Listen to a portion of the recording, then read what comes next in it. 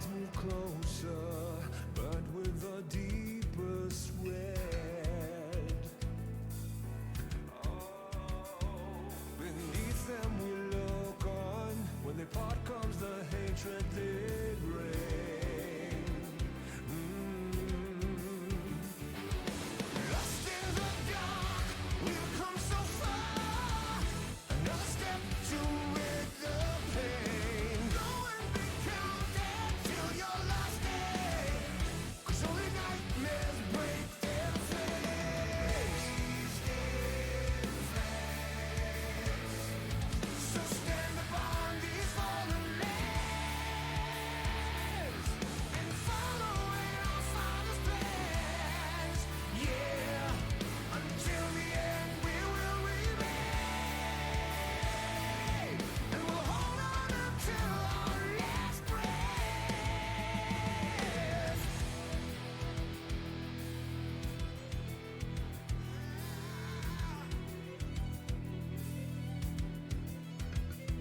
So what is to be left for us? My people look on and say,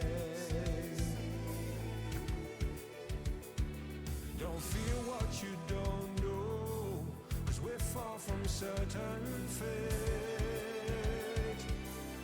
And we'll make our final stand. Lost in the dark, we've come so far.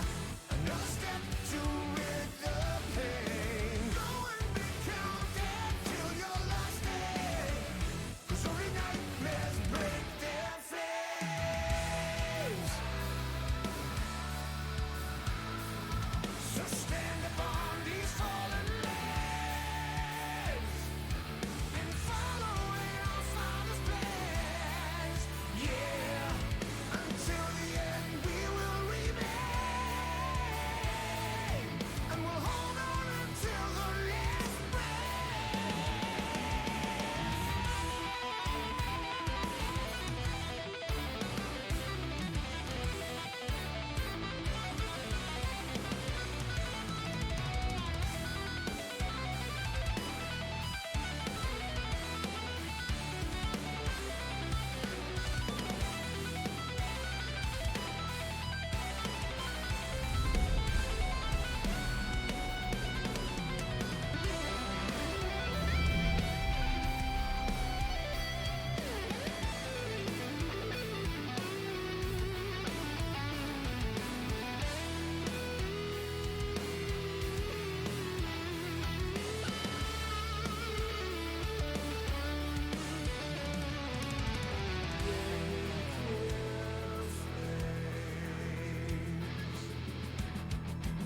break their flames.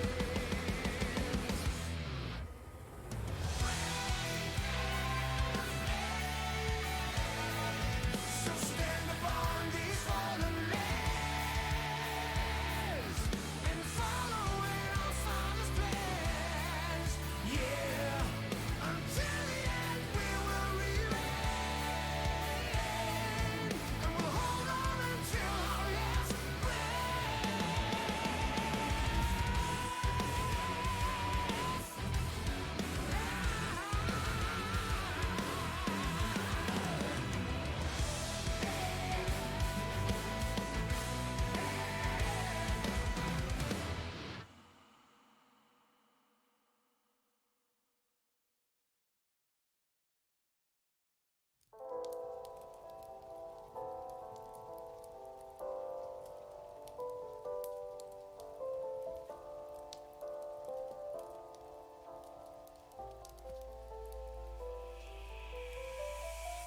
fellow armsmen, I ask you, will you follow me tonight to break their spine and reclaim what once was mine?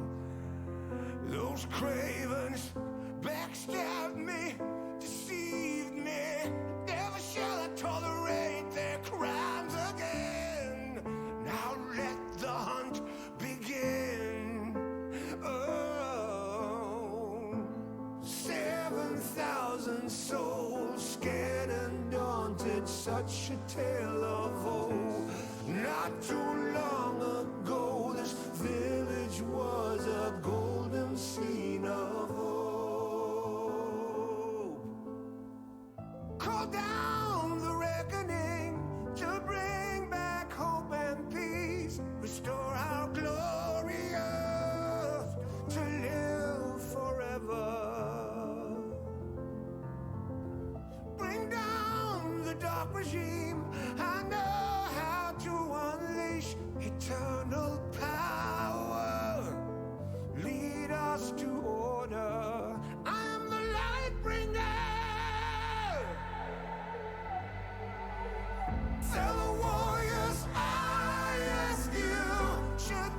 campaign come to an end. There's way more to avenge. Oh, 15 million souls living in this realm without much hope. Not too long ago, this kingdom was a golden state of hope.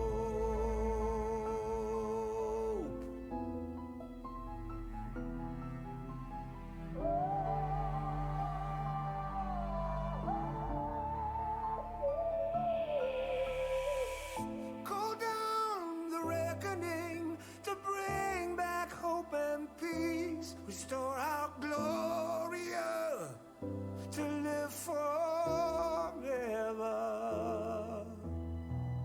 Bring down the dark regime. I know how to unleash eternal power. Lead us to order.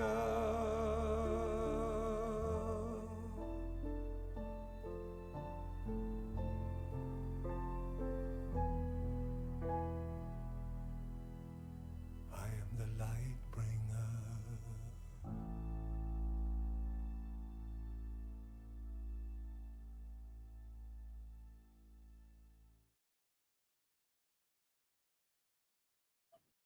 And we are back and live. I have food. It's been a while. Has been a while. Who are you people? I don't know. Who am I? Oh, You all I guess wandered in here. You're in for some hurt. I guess I can do this now. I was waiting for us to go live. Nice. The Dorngal cosplay. Yes. Hello, my friends. It's been a long time since I see you all. I hope you had good times. Yes. I know there are some people who are very excited for the return of Dorngal. Let me know if I'm coming in a little low here. I hope not. I've been trying to mess with the settings on my mixer for a little bit because things seem to be off. But, man, all these resubs. Who are you people? I pinned them until I'm not GMing and I just use them. Same. Oh, that's cool. Apparently, I can give the channel feedback. Play Sure more can. D&D. And I read all that feedback. More cowbell. Skill, dedication, humor, responsive. Oh, I can only choose 3. Fuck. Okay. So, while campaign 3 is on hiatus, for better or worse of an idea, we are doing part 2 of Into the Wildlands, a little mini campaign that we ran a year and a half ago, almost 2 years. Something like that, yeah. That followed It has been a while. That followed a small group of monster hunters through the magically enhanced, I should say magically nourished parts of Talandra, which was known as the Wildlands, which they then came to find out that partially is a sleeping world dragon. After stopping the resurrection of an evil being and subsequently sealing one of their party members in a crypt as an eternal warden, so to say, the crew left on a spaceship, a living spaceship piloted by a rather gentlemanly GIF. And it's been about a year and a half since those events unfolded. Though for whatever reason,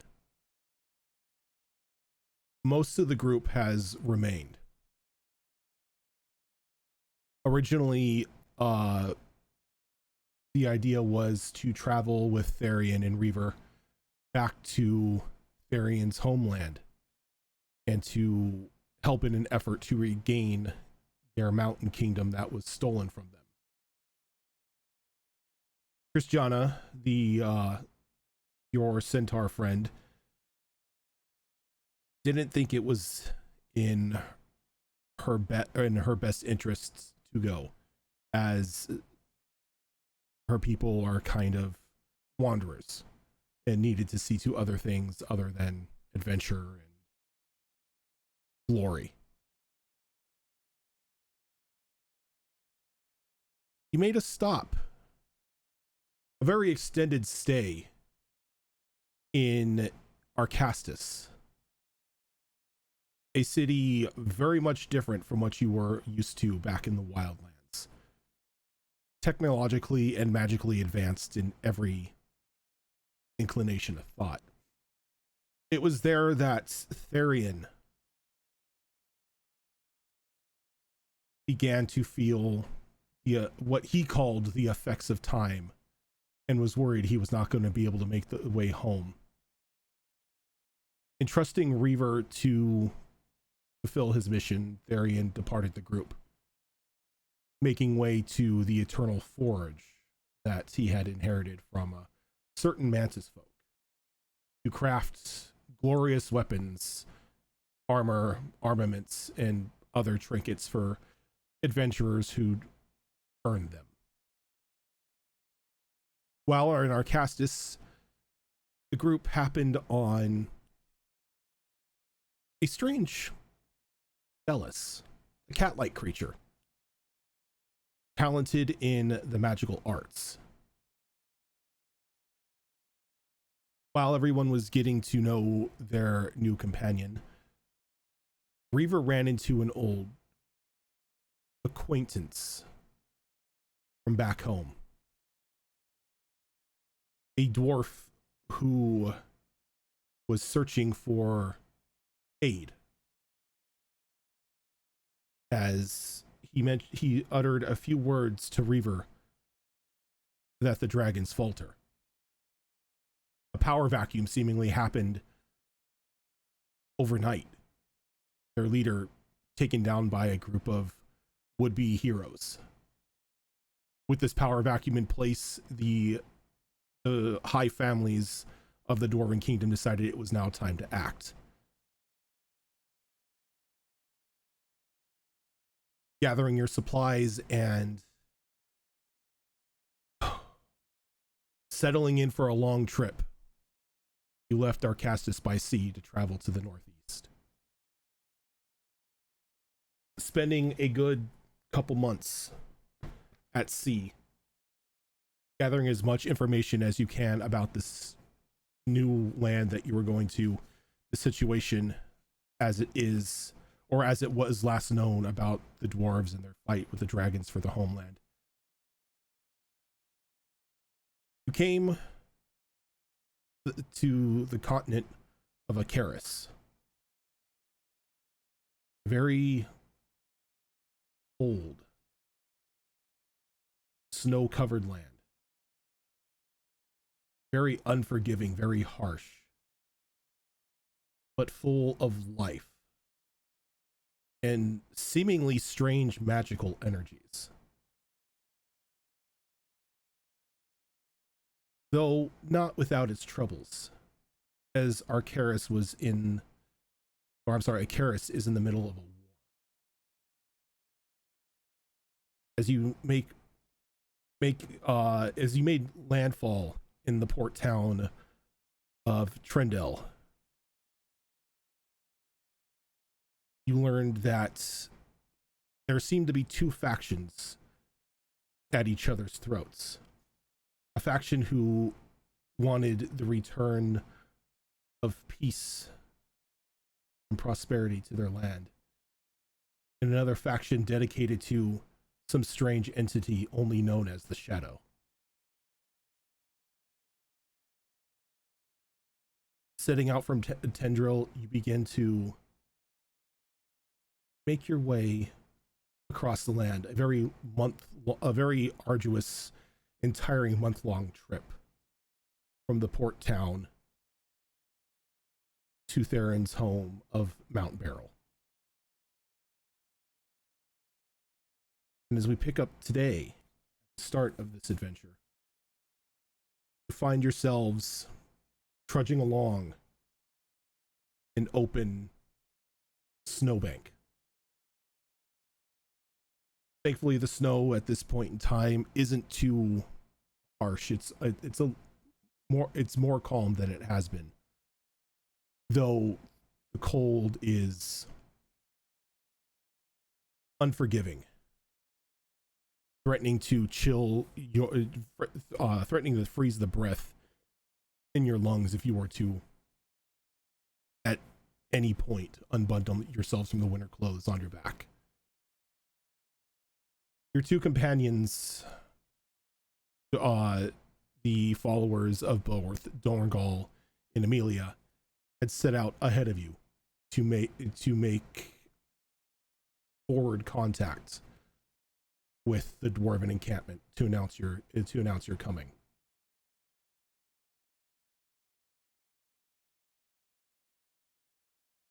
And as we pick up Reaver,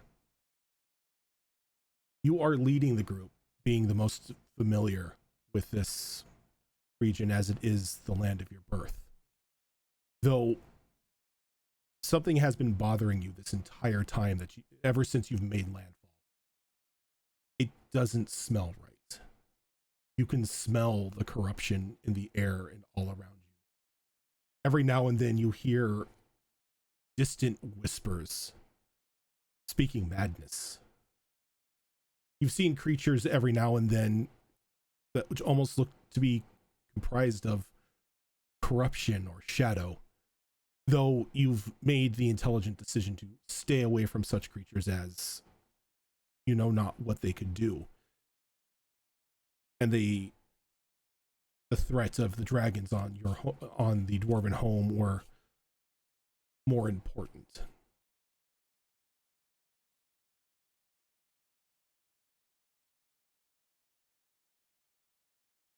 But with you in the lead, a very welcome sight lays ahead of you.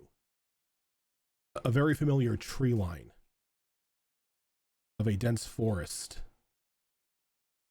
surrounding a massive mountain range. Your home may be within a day's worth of travel.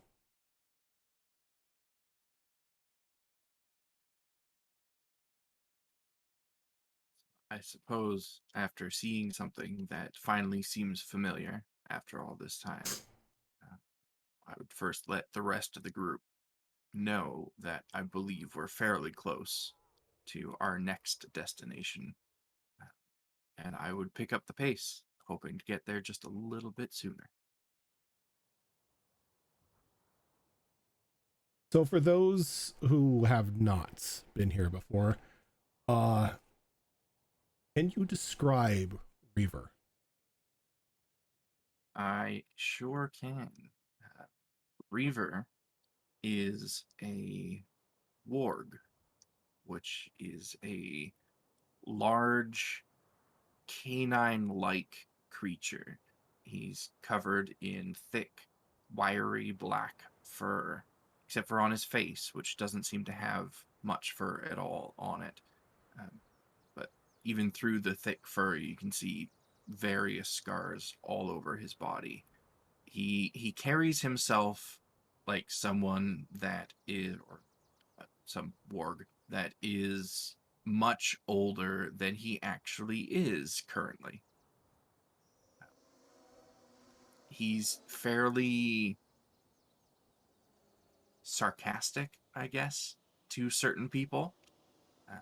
He doesn't seem like the type that enjoys carrying on very many conversations, but will begrudgingly do so when required. He doesn't have too much on him, but he does, strangely, for a quadruped creature, he does have a sword strapped to his side in this strange contraption that allows him to turn his head enough that he can grab the hilt with his jaws. and those from Into the Wildlands Part 1 will recognize this sword as the crystalline dragon slayer sword that Therian had. But other than that one sword and a set of barding, he doesn't really carry much else on him. He's a very light traveler.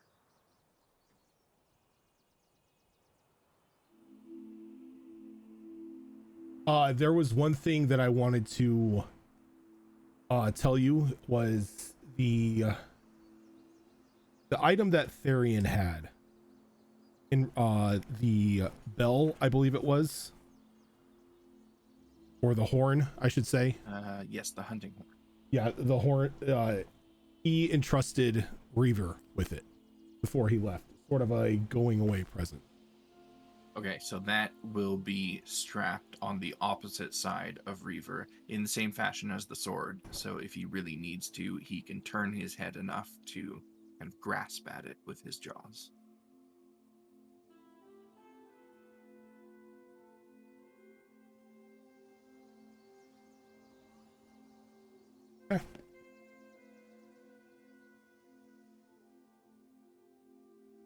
So as you are traveling about, the rest of you have been a little off-put. Going through the town, there was a lot of distrust that you saw from the locals. Not only towards yourself, but to their fellow man. Almost as if everybody other than them were an enemy. And it's not something that hasn't escaped your notice since you began traveling. The small number of people you've come across have always kept their distance from you. Those who were brave enough to make any sort of contact always seem to ask where your loyalties lay before either engaging further in conversation, making idle threats, or just simply walking by with a huff.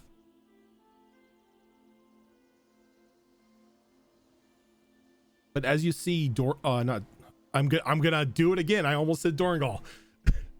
As you see Reaver begin to run off towards the forest, a bit of spring in his step, sort of leaving the rest of you a little bit behind.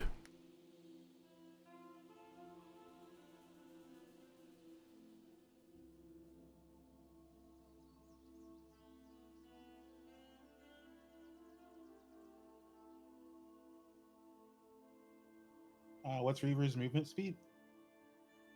It is 60. Okay, I can kind of, sorta. As long as I'm not wearing heavy armor, I can move at 40.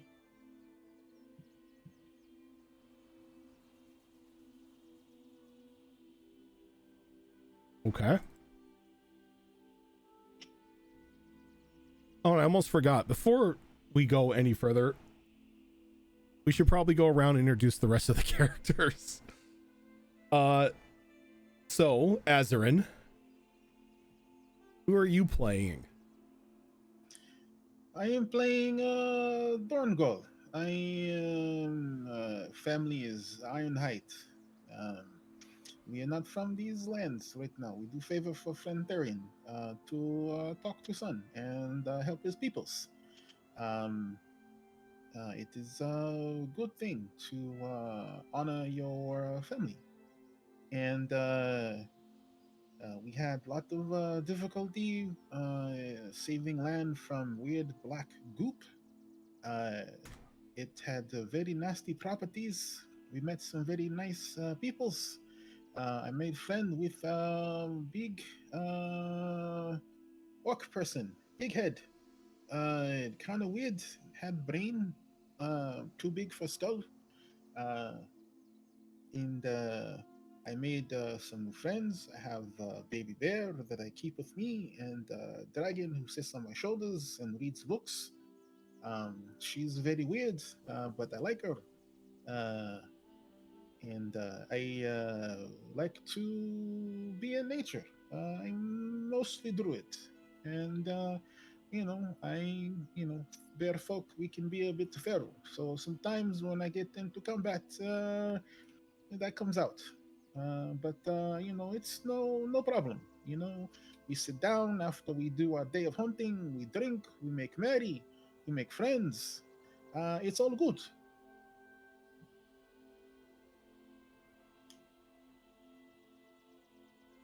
I approve. And Grudes, Hi, how you doing? some of your past is making a return in this game too. Yeah, she is. My character's name is Farron. She's a tiefling. Her class is samurai, and she is a woman of few words, unless you speak Draconic.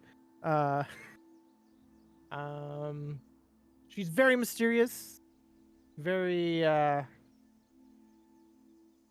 very brash in her own way. Uh, yeah, I'm waiting to see what we can do with her for this wonderful season.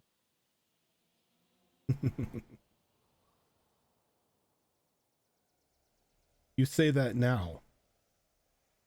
Yes, Give it time. give it time. Sure. And what about Gilly? I am playing Emilia. She is a wood elf death cleric monk.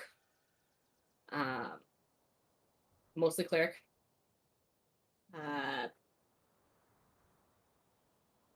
She gets into a lot of trouble unintentionally, as we found out last time. It was intentional but unintentional. um, so she, as we from last time, she grew up in a kind of someplace that was creating test tube babies and raising them. Her brother died last season, and she is now trying to deal with that. It's going to be interesting. He was the moral compass for the two of them. Wonder why.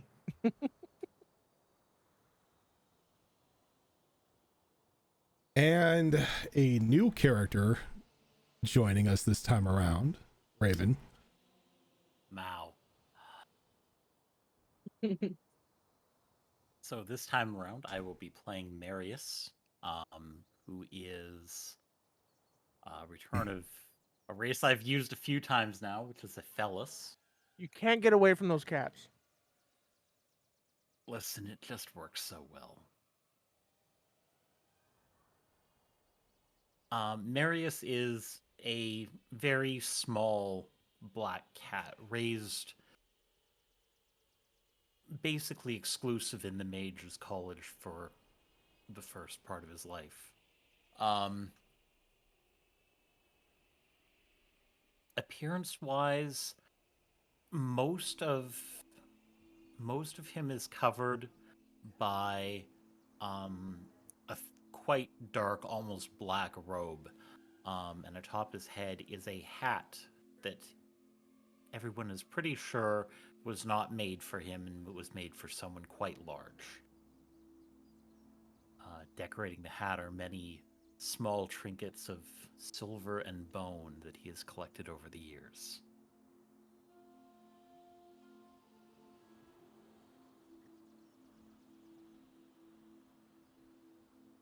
Okay. So, Reaver, Yes. as you are charging forward towards the forest line, can I get a perception roll from you? You sure can.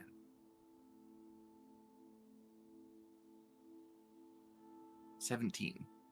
17.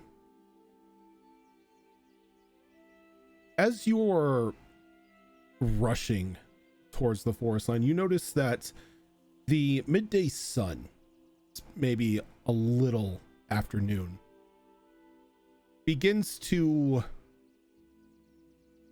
almost cloud over as if an eclipse is happening. But from your knowledge, there's no eclipse slated to happen for a couple months now. But this soft orange-like film almost covers the snow. Not covers the snow, but covers the sun, giving off a very eerie glow to the surrounding area. And there's like a sudden, almost roar of anger that sort of screams out all around you.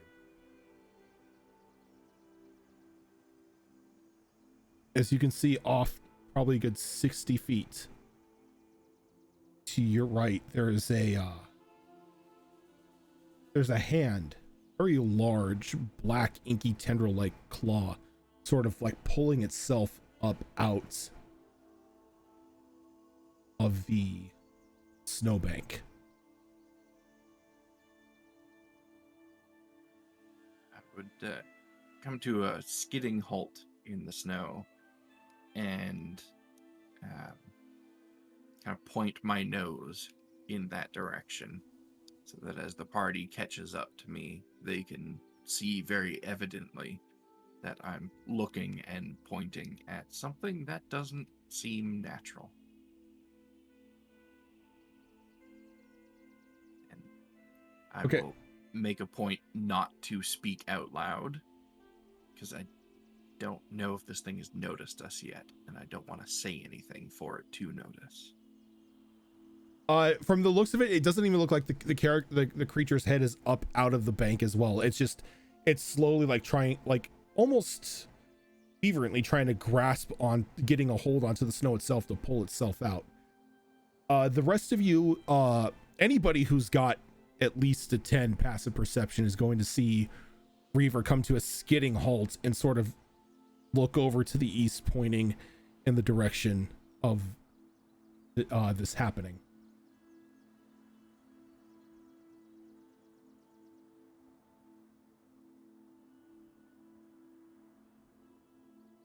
Can we get closer? If you wish. I would like to. All right, so Reaver, you notice that Farron begins to inch closer to this enormous hand coming up as another hand explodes up out of the bank, sending snow flying everywhere as both hands now just dig deep into the snow, and you could tell it's finally found a foothold. So as I see Farron start to make their way over there, I'm gonna call out in a loud whisper, "Hey, what do you think you're doing? That's not friendly, whatever it is."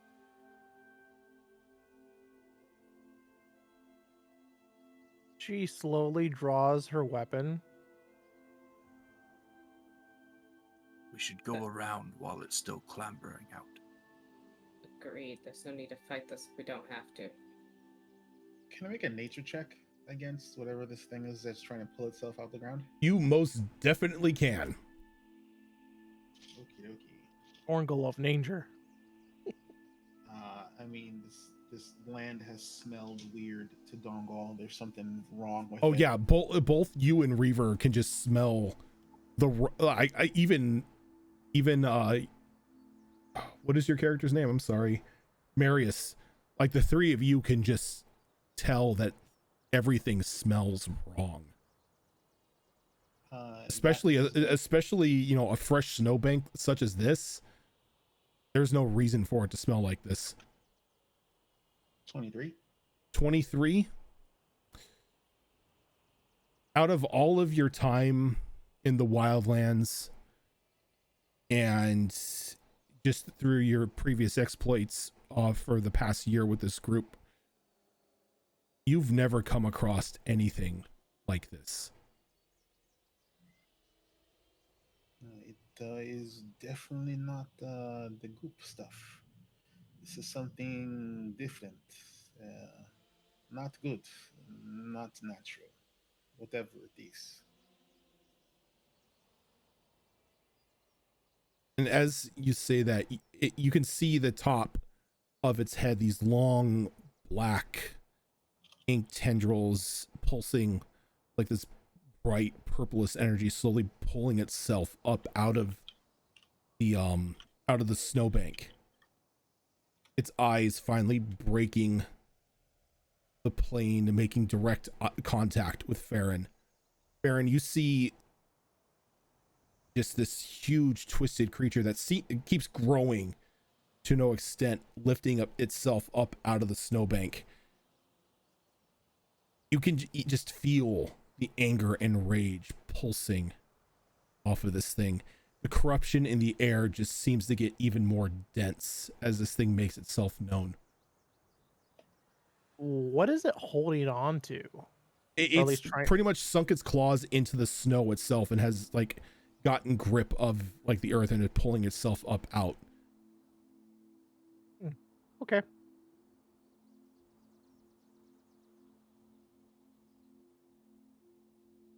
And it's at that point I smell initiative. I'm a need everybody to give me initiative.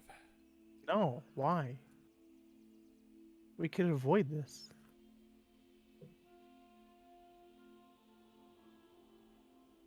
Because I am going to take everyone to a nap. I love this snow. It's all white and barren. Oh no, it's more or less barren and more whatever though. I like that token. Holy shit. You I should. don't. Oh, that is Yeah. not, You've seen not- this token not- before. Yes, we have. not friendly. Not Have friendly. I don't remember. I actually don't think you were there for it, Grab. Oh, Okay. anyone who's played Sonata, played in the Sonata 3 or 2 campaign would recognize what that is. Yeah. Oh, don't want any part of that nonsense. Ugh. My PTSD is kicking in. Never thought I'd have to fight my own creatures. So happens you share a world with Rujin. Okay, what are you? Okay. I mean, it is taking place on the same continent, so.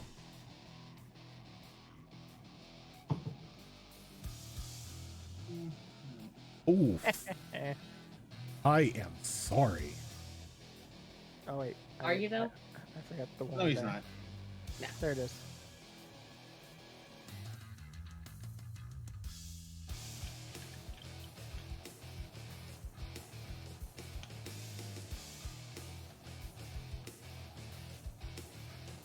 I'm okay with this. That's unfortunate. So I'm going to die. It's nice knowing you guys already. I Yeah, Bye. I rolled my first roll of the night. I rolled a natural 20. No, that's Oh, fine. Not good. That's fine. Use it for initiative. Yeah, use it for initiative, not for attacks. Yeah. Is Brutal live in this? Yes.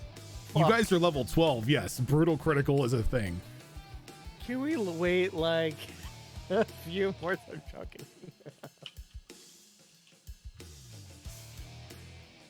Ooh. Look, I don't have my hack and slash bullshittery anymore, so I'm useless.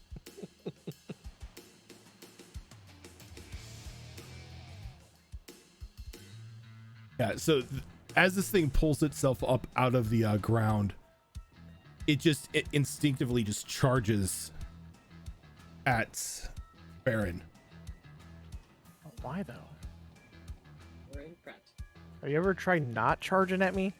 And as it's rushing at you, it lowers its head and just like goes to slam into you with a gore attack. Oh, come on, Gores! Ugh. All right, that will be a 21 to hit. Let me see. That's going to be a yes. Okay. Ouch. Let me guess. Am I pushed back 10 feet too? No, Gore is worse than that. Oh. Okay. You are going to take 25 points of piercing damage Oh no. as okay, this yeah, thing this just here. slams into you. How much was that again? 25? 25, yeah. All right. I'm going to need a strength saving throw. I can do that. I can definitely do that.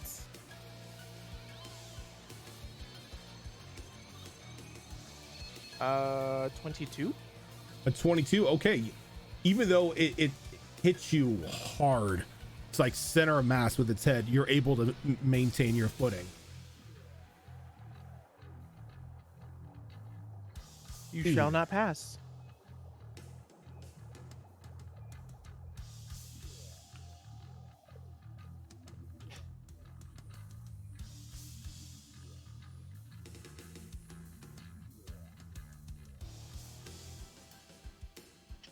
Because it's got three. Sorry, like brand new monster for me. Like, try this. Okay, so it's got 3 attacks. After it slams into you, it thrusts one of its tentacle-like arms towards your face, Sure. going to make a gouge attack. Go ahead. So fun. That's going to be a 29 to hit. You know what? Just fucking kill me. Go ahead. Okay, I'll bring you back tomorrow. Okay, sounds good. Fuck, man. Shout out to Fox for actually making a creature do D4 damages. Fuck you. Remember what I was saying after Raven put that spell in chat? How scary D4s are? That is going to be 21 points of piercing damage. 21? And I'm going to need a What? Constitution saving throw. A con save? Can I do that? I can The definitely Nat do that. 20 Yeah. show. Thank you for that raid. Thank you. Welcome. That'll be a nat 20 for 27. Very good. Okay, so you're able to protect your eyes as this thing was trying to like blind you. All right, give me the last attack. The last attack is simple. Okay. I'm going to need an athletics or acrobatics roll as it's going to attempt to grapple you. I will do athletics. Ooh. 19. 19.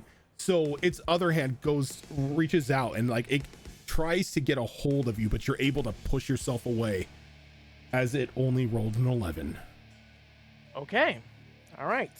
You, sir, can fuck off. Farron. Hi. Yes, it's me. All you hear is I need hearing.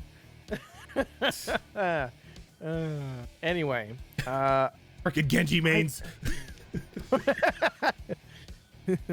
I can't remember. I'm level 12 freaking fighter. I don't know how many attacks. Is it 2 attacks? Just... You have more than 2 attacks, my friend. As Yeah. a 12 level fighter. Yeah, your fighter 12, I think it's 3. Correct me if I'm wrong. Yep, because you got your second extra attack at level 11, so you have normal attack, extra attack, extra attack. Okay then. I feel Action great. surge, normal attack. Oh, I feel great. Okay, anyway. I don't remember like everything, but I will try everything. Pure fighter bullshit. So my goal right now is I'm gonna move 30 feet behind the damn thing. So Okay, so since you are moving, I'm just going around. I know. Fine. As you are moving, Okay. I need you to give me a dexterity saving throw. God damn. It's like Oh, Rojan, yeah. I swear, dude. Don't blame me. This isn't my creation. This is Fox's Yeah. creation. This fox is hell beast. Okay, I rolled a 1 for a 3. All right, so you Ooh. take 5-foot step as your feet catch in this black slippery ink and you just fall right on your ass. Fucking hell. That's the end of my turn. It's not the end of your turn. No, Oh, you yeah. just fell. You just can fell attack- prone. You can Oh. attack prone. You take no disadvantage from being prone. Are you sure? You have enough movement left. You can stand Yeah, back Yeah. up. I mean, I could, yeah. So, yeah, I'll do that to stand back If you're up. prone, you do have disadvantage on attack rolls now. Okay. Oh, they changed that?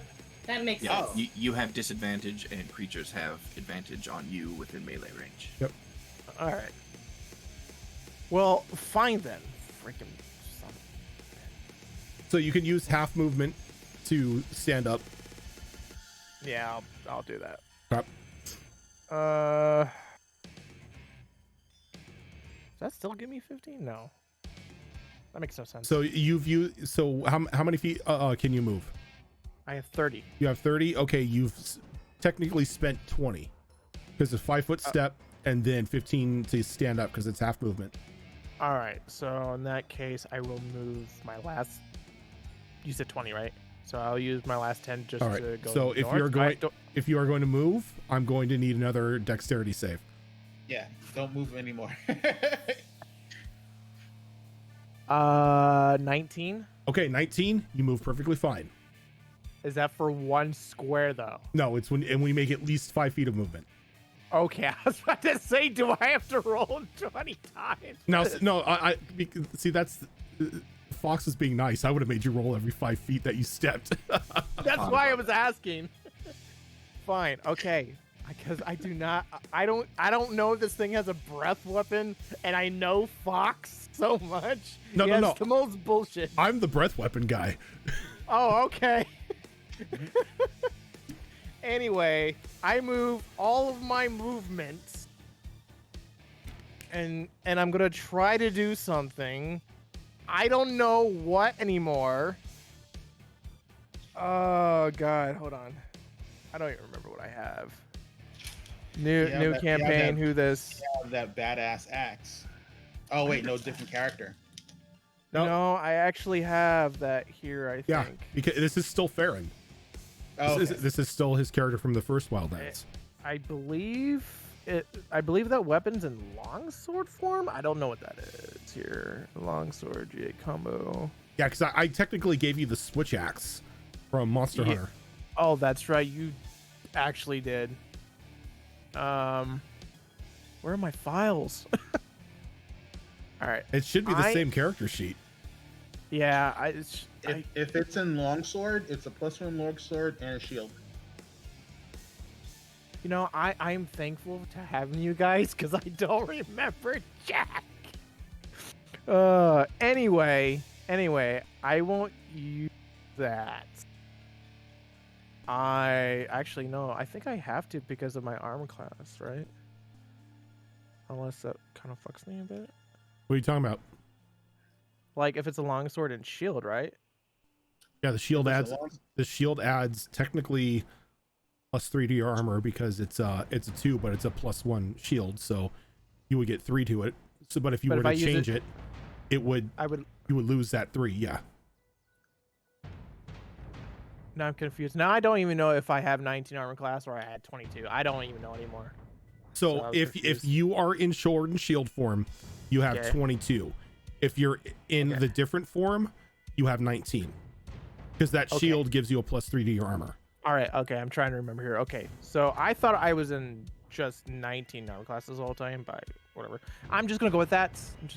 I am just gonna use my samurai sword 3 times and try and smack this thing in the face. That's my game plan right here. Okay. All right. What are you? You are 2d6 plus 5. Well, you got to plus roll 1? first. Well, I know that. I'm just making sure where my head is. Brain hurts. Okay. You plus 10 to hit. 26 to hit. Yeah, that'll hit. Okay. I need you.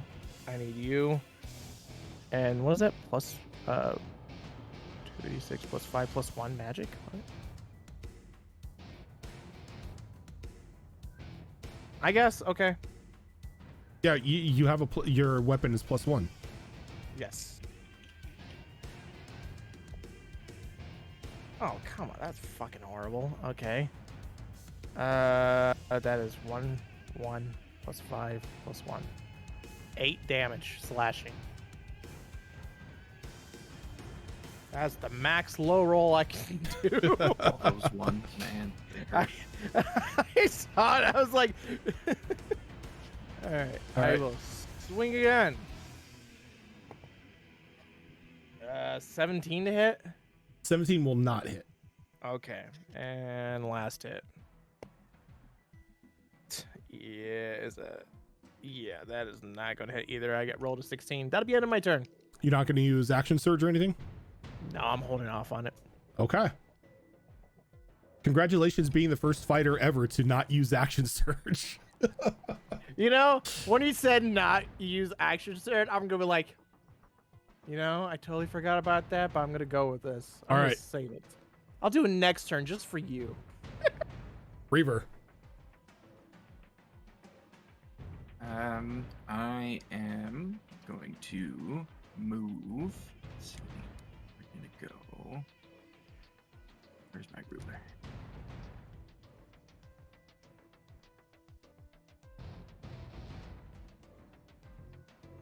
So we use 40 feet to get right there. Okay. So you stepped within it, but you haven't necessarily moved 5 feet, so you're still good.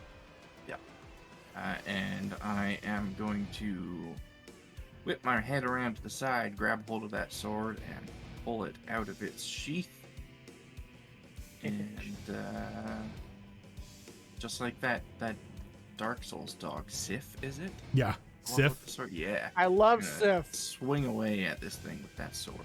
He's the goodest of boys. Actually, no, before I swing away, I'm going to bark at it.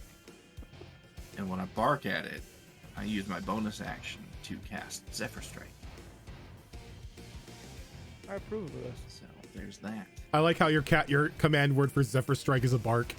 There's going to be a whole lot of barking spells. So let's see, that is once before it ends, give advantage, deals an extra d8. Okay. I never play Rangers, so this is all kind of new to me. Yeah, we'll make that first strike with the advantage from Zephyr Strike. Alrighty.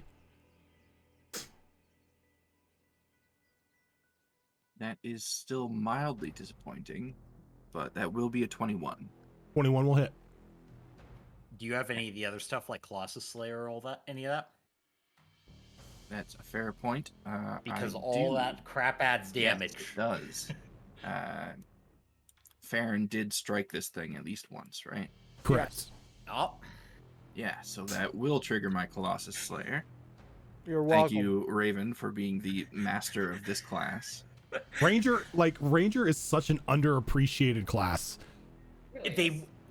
they went from it's a ranger to now they are, you have fighter, paladin, ranger, which are all big and scary. It's like, Such bad damage rolls, though. So this is going to be...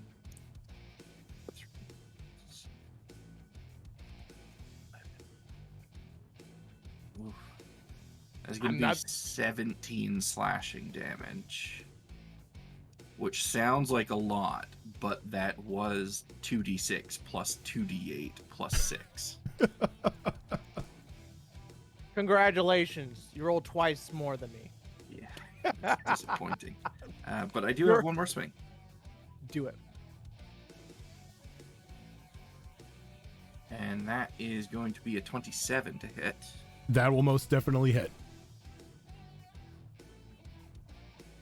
That is not going to be with any of the extra stuff, because that extra stuff is only once per turn. So that is going to be another very disappointing 10 slashing damage. Your dice just do not like you guys today.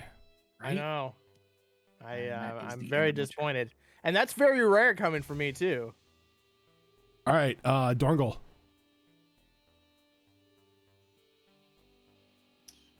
Okay, so Darngo's going to enter Rage, and then is it a D8 or a D10 version for my armor? Because I have the ivory half plate of Animal Boon. Believe it's a D8. Because I only ever got the Minotaur. So, all right. So I rage with the bonus action, and I got a 6, which is brand new. I've never rolled a 6 before. I've I- only I- ever rolled. I completely forgot about that half plate. I need to find a listing for that. I forgot. It's been 2 years. I It'll be forgot. fine. I forgot which items you guys had. Let's see here. I miss my forearms. Dude, you're better off without the forearms. I those- know. Those, I know. Okay, those what did you bracelets- roll? I rolled a 6. 6. All right. So you said you unlocked the Minotaur. Yep, Minotaur is unlocked. That's 2. That's the only one I've actually used so far. All right. 6 is the lion. Ooh. With the boon of the lion, you have an additional 10-foot movement speed. Any claw attacks, since you have natural claws, the claws that you have are now made with advantage. Oh. Really? Oh. All right. So I am going to. Oh man. So that is. So plus 10 speed, and then was advantage. Oh man, that changes a lot of what I was gonna do. That changes a whole lot of what I was gonna do because I have my bite. I never wrote down my claws. I never used my claws in a fight. I think I still do a D4, right? Because just it's a natural weapon, right? Do I- Give me a second. Let me get the Midgard book and I'll check, because I think Bearfolk have a different claw ability. I have it too. Give me a second here. It's Hero's Handbook. That's... Yeah, I don't know if it's a D4 or if you guys have something increased.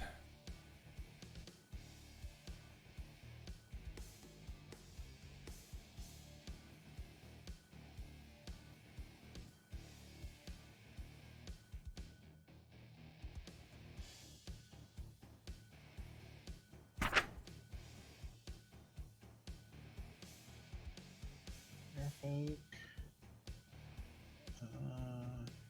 Let's see. Natural armor. It doesn't seem like you have a natural claw attack. Yeah, see, it just lists the bite, which is a Yep. D6. Well- So then I would probably go because I know an unarmed strike is a D4. I'll so say your claw. then- I'll say your claws do a D6. All right. Let's see. So Since you are a bear and nobody can tell me that a bear's claws deal a D4 damage. you know what? That gives me. You know what? I'm still gonna do it. Let's go. So as I am running in to engage this thing, I'm gonna go there. And as I'm doing so, I'm going to stow my axe behind me as like my fur that's visible get like not my fur but like around the back of my head, like it seems like a mane is appearing. And then Dorngol is going to swipey swipe, and it's great because I get extra attack.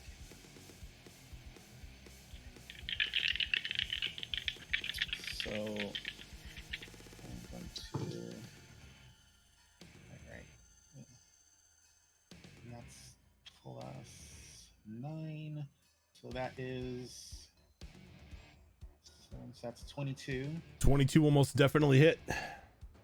And I'm just going to roll the other one. If. Yeah, that's under 20, so that's going to miss. So I get 1 hit. What did you get? It was 9. It was 17. Yeah, 17 is not going to hit.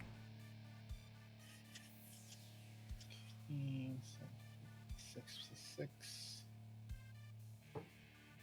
Oof. Oof. Everyone's rolling minimal damage. That's dumb. So that's going to be 7 points of slashing damage. Okay. And yeah, extra attack missed. I did my bonus action to rage. Oh wait, that is going to be.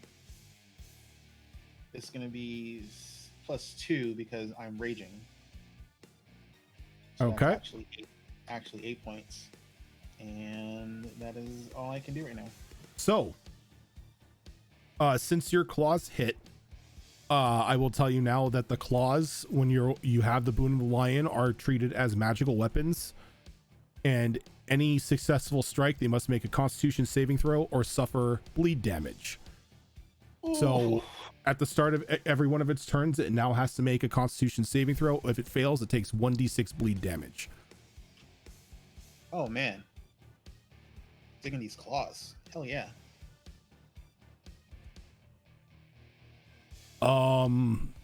Arius. Important question before I do anything. How is the wind out here?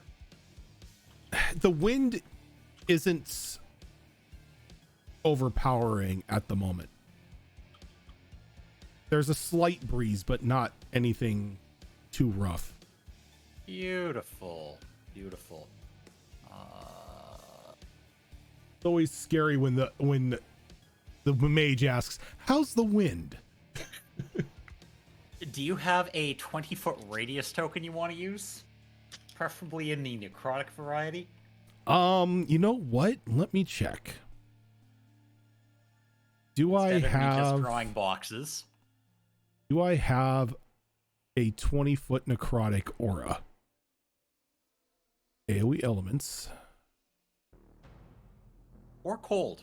No, necrotic in this case. I mean, anything that's green and swirly will work. It's almost the same effect.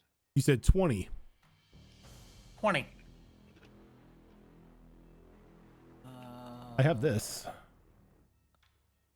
Yep. If you want to tag that on the back of him. It's not 20 feet. Oh, it is 20 feet, isn't it? Yep. On the back of him?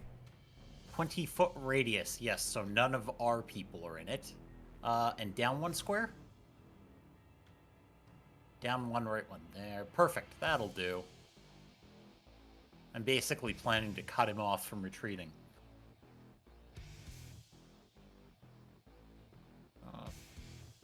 Shift it left 1 urgent, and I'll be happy. Shift it left 1? Left 1. Perfect.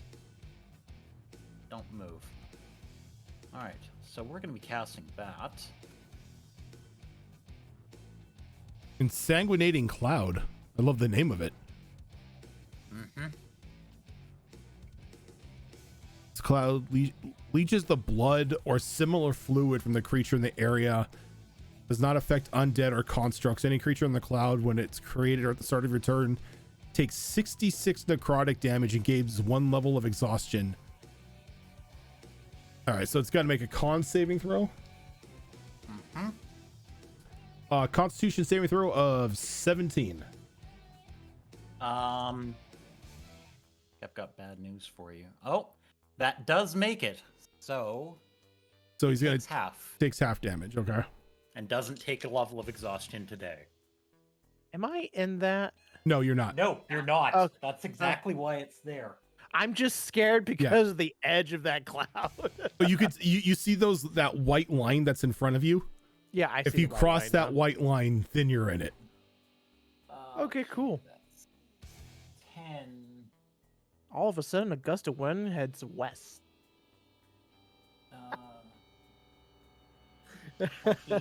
21 half would be 10. Okay.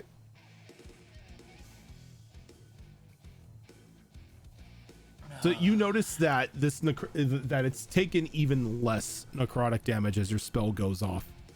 You can see a bit of like this black ink sort of being pulled from its body, but not as much as you would expect to happen. Okay. Sort of giving Step in that if I were any of you. you the feeling that it's resistant to necrotic. The That's fine. I can keep that for 5 minutes. Nice. Amelia.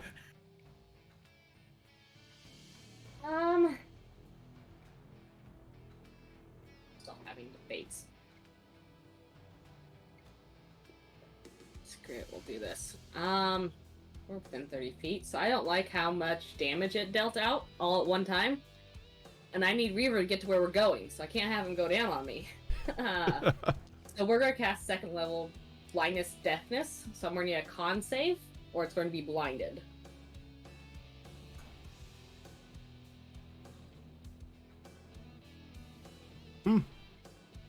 It's not immune. Awesome. And That'll be a then, natural one for a constitution, so a total of 6. Awesome! So it's going to be blind for 1 minute. It can repeat that save at the end of each of its turn. That is not concentration. So... Did you cast Blinding Pain?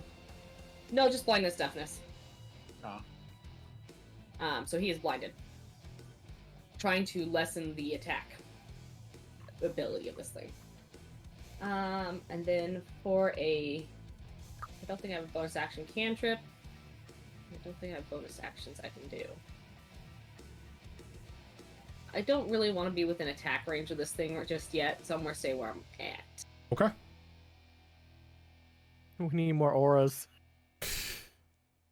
I remember the time we played when we had the auras, so many auras on screen, it was lagging the game. Yep. So great. Okay. Well, it's got multiple characters, but before it does anything, it's got to make us. It's not going to save, so go ahead and give me a d6 damage for its bleed.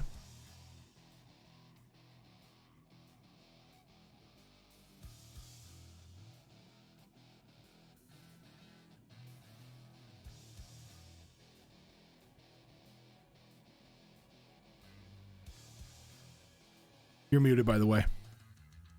Oh, there's another 1 point.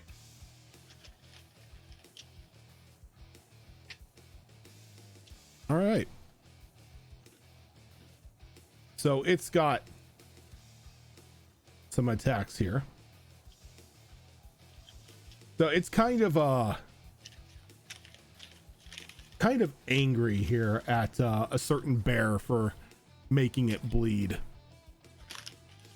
So go ahead and give me an acrobatics or athletics check, as it's going to attempt a grapple. Since he is muted, since he is blinded, I will make this a disadvantage. I mean, he could have been muted, but... Not that I want to make our day worse, but you might want to look at its senses. Fudge. Oh. Thank you for that. Fair. Fox, I know it's I your had a feeling it might have character. that. I Yep. know it's your monster. And I approve of what you did. You guys slaughtered this thing in Sonata 2, so now I get to see it in action. Mm-hmm. So that's We gonna did slaughter it. be an 18. Okay. So you said acrobatics or athletics. I will do athletics.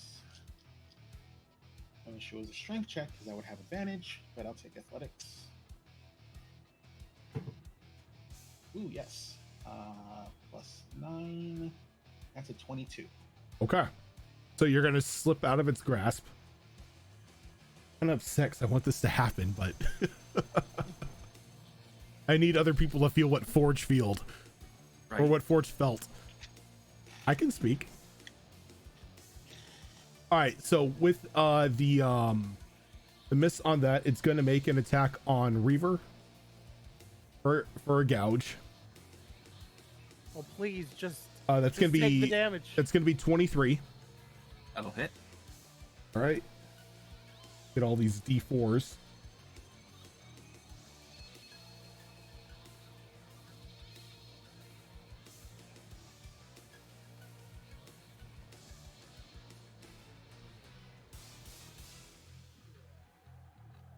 That's going to be 23 points of piercing damage as you're hit with a gouge. Can I get a Constitution saving throw? You sure can. That is a total of 23. Okay, so you are not blind. And after that attack, Reaver does take a bit of a defensive posture as his multi-attack defense is activated. So now he has +4 to his AC versus attacks from that creature for this turn. And as it gouges you, it's going to reach out in an attempt for a grapple.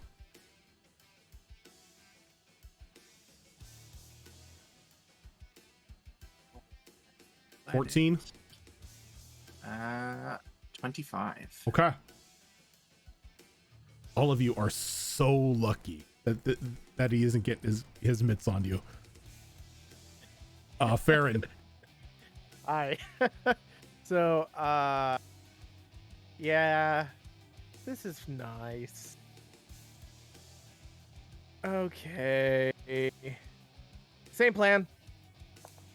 I want to smack it in the face. Or right now it's butt since it's facing away from me. So, here we go. First attack.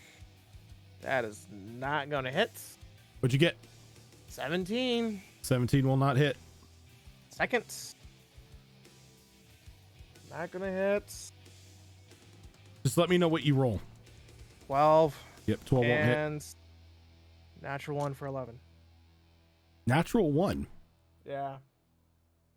Okay, can you give me a d20? Sure. Oh my god. 1. Okay. Can you roll a brutal critical against yourself? Sure I can.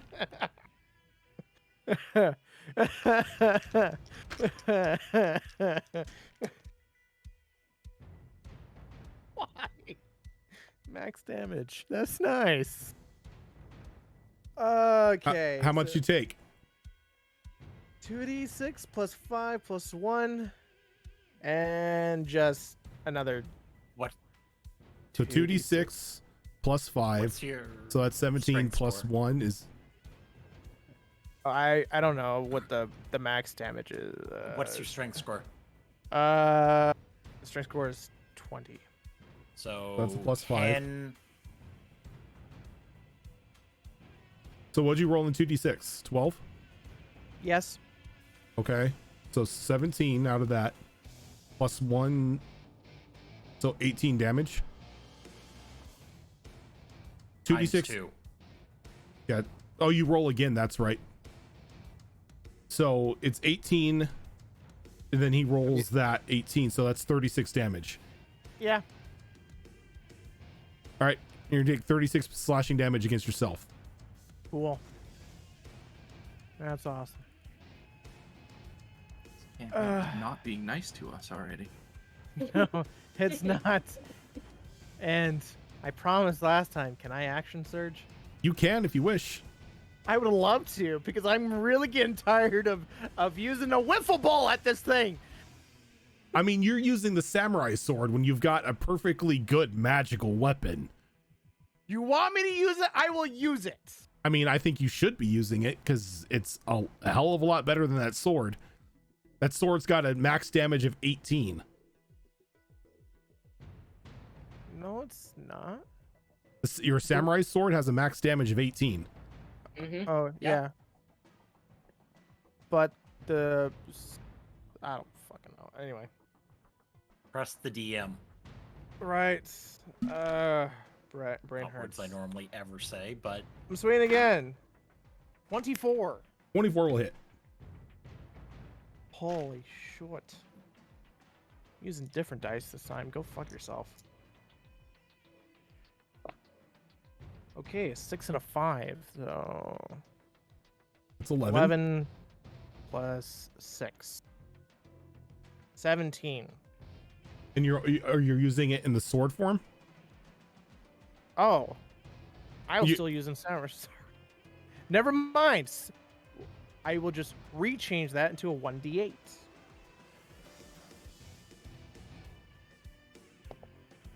That's a 4. So 4 plus 6. 10. 10. Okay. Mark a charge on your weapon. Okay. Oh, goddamn. Hold on. Add a counter. Add a class source. counter. Can I move this? I wish I could just move this up. Can I move it up? I cannot move that up. Okay. Anyway, I'll deal with that later.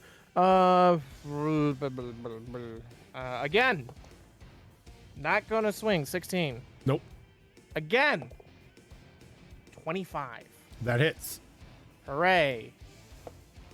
That's an 8 max. 8 plus 16, 15, I think. Hold on, no, 14. And another charge goes onto your weapon. Cool. That's all I can do right now. All right, Dorngol. Reaver. Oh, sorry, you're right. I changed before he said action surge. I am going to do the same thing I did last round as well. I'm going to swing away twice. First Please. one with advantage from Zephyr Strike. Please do better than me. That's debatable. An 18 to hit? 18 hits. Oof, okay. Plus the damage from Zephyr Strike, plus the Colossus here. You guys have been getting Little so many bit. 17s. I know, it pisses me off.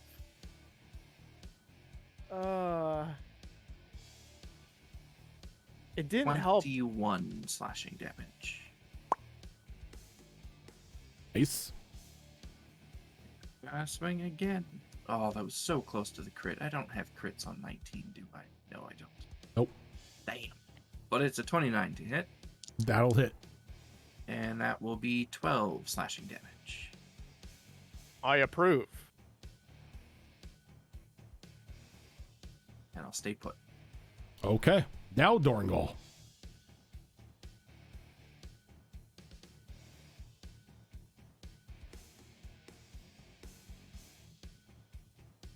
Dorngol.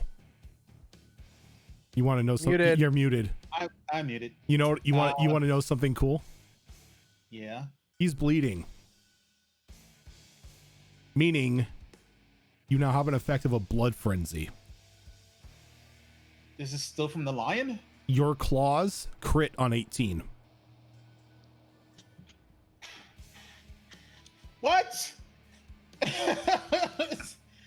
Holy crap. I thought I was done writing stuff for lion. He's a shark on land. Jesus. Crit mod Anagram. is 18 when bleeding. Holy shit. We need to roll more 6s when I rage.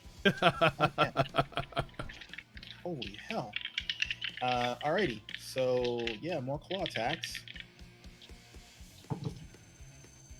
Oh yes, I rolled an 18 and a 17 for the first advantage one, so that's going to be a crit. That's a crit. And then let me roll the extra attack. It's 18 and a 4, so yeah, that's another crit. So hail to the Isaiah. So we're just rolling the damage dice twice and only adding the modifier. No, right? it's max. It's max damage to start, and then you roll the damage with the modifier. So the modifier is added twice. Oh, okay, awesome. Yeah, so it's brutal. So then it's going to be 2 and 6 is 12 plus my 5. Well, it's going to be yeah, because it was max damage. So 6 and 6 is 12 plus 10, so that's 22. Plus 4, so that's 26 for max damage on the 2 attacks because they both crit. And then I'm gonna roll for the. So is it normal 26 each or 26 total? 26 total because Okay. both hit and both crit. Gotcha. It's just easier to math it that way. Really? Now I roll 1s, 2 1s. What the fuck? You're all going into dice jail. Fuck all of you. I swear. So that is 6 and 6, 12. I'm just gonna plus go. Bye. 4. So that's 16. Yeah, so that's 16 and 2 saves does it continually bleed, or does it have to save again for additional bleeds? I'm Give me not a second. sure. So you did a total of 42 points of damage. I think so. Yeah, 26 and 16. Mhm.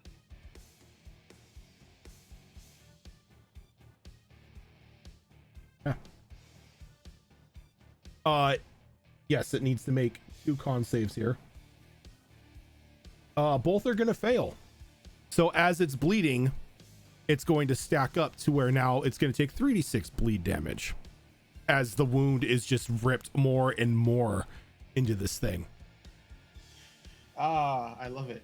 And then as a bonus action, I'm going to look at Farron, and I'm going to go, my friend, you don't look too good. Here, have some of the healing word. Yeah, that's. Can you what it is, cast right? spells and rage? I got. I know not because I'm not 18. Sorry. So yep, you don't get it. Sorry. I'm like, My wait, friend, you can go fuck yourself. I'm like, all I th- hear. this bear is I'm- way too friendly to be raging. I'm the wrong circle. I forget what circle lets you do that while you. Circle of anger. But it's not moon. So sorry, I forgot. You're fine, bud. I appreciate it though. All right, Marius. Immediately, I'd like him to make a save. Sure. Con save? Yep. That will be a Constitution save of 15. He fails. Uh, He now has a level of exhaustion, which means disadvantage on all saves. yep.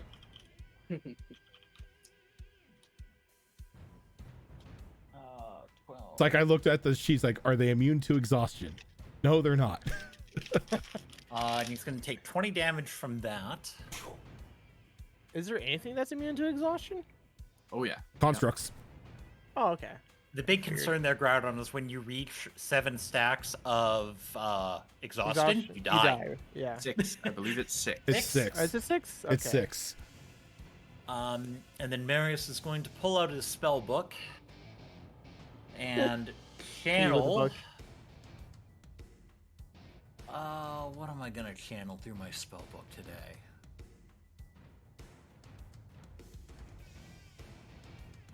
You know what? We're gonna just go with a. Yeah, exactly. Vitrolic sphere is going to pulse out from the center of the sanguine cloud.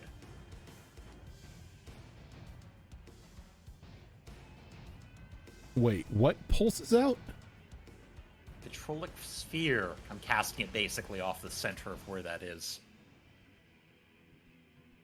Oh, okay. I thought it was just like a casting focus that you threw out. No, I've got one of those there. Don't worry. Explodes in a 20-foot radius. Each creature in the area must make a dex saving throw. And he's got disadvantage on it. 1 point of exhaustion is only disadvantage on ability checks. 3 points is disadvantage on saving throws. Ah. Well, either way, I don't think a 10 is going to make it. Nope, my DC is 15. 10d4 acid damage Holy I'm fuck. working on that. and another 5d4 at the end of its turn. Man, this little cat woke up and chose violence. If your focus I is in a approve. ball of yarn, get the fuck out.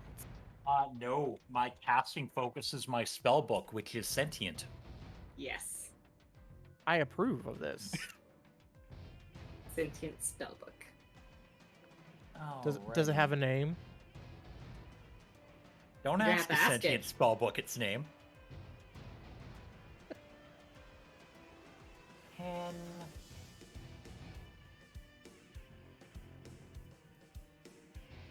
20.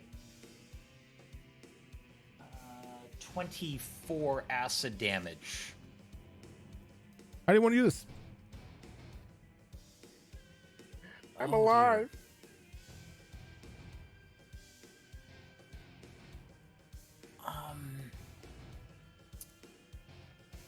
Well, as that explodes, it's going to shoot all that acid straight through the body and pour out the front of it. And those of you who are like in the splash zone here, to see this acid erupt out of its body, and as the creature kind of howls out in pain, you can see the blood inside the wound being pulled out from behind back into this necrotic cloud as it just falls over dead in front of you.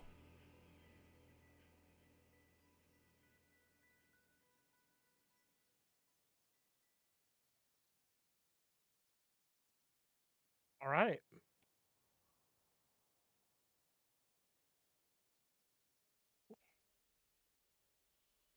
And you are out of combat. I'm going to drop concentration on the cloud of pain. Probably a good idea. I would like to not be in that, please.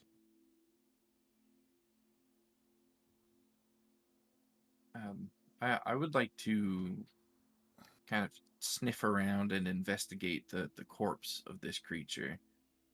See if I can maybe try and determine what type of creature is it. Like, is it an aberration? Is it undead? Like, what is it? Sure. What skill would you like to use for that? I think, as much as I don't want to use it because I'm not proficient in it, I think nature would seem like the right choice here. Is that But I'll actually take going- survival if you'll let me. It's not going to be survival, no. I didn't think so. I was going to offer Arcana to that problem. Well, I rolled a 13 nature. It is way too far gone for you to tell what it originally was. All you smell is just this putrid stink of corruption on it. Any sign as to what it was previously is long gone. Kind of curl my nose at it and then turn around and like kick my back feet several times, kind of kicking snow onto it. Typical dog maneuver. Dorngo's gonna give Farron a potion of greater healing. My friend, here, drink this. This will make you feel better. He just says thanks and drinks it. It's 44 plus 4 you get back. Do you need a roll or do I? You do. You're Okay. drinking it. You roll it. You said 44? Okay. Plus 4. Fuck. Do I have that much? No. Oh, God, I hate you. Why does it have to be D4s? All healing pots are D4s. I'm already calling it. I mean, That's the I'm just waiting for you to find another pink potion. Oh, you're gonna find another sanguine potion for you, buddy? Oh God, please don't. Of course. Of course. And hold on. If you rolled all twos, that's still a good chunk of health back. It is. I still rolled twos. All of 4 twos.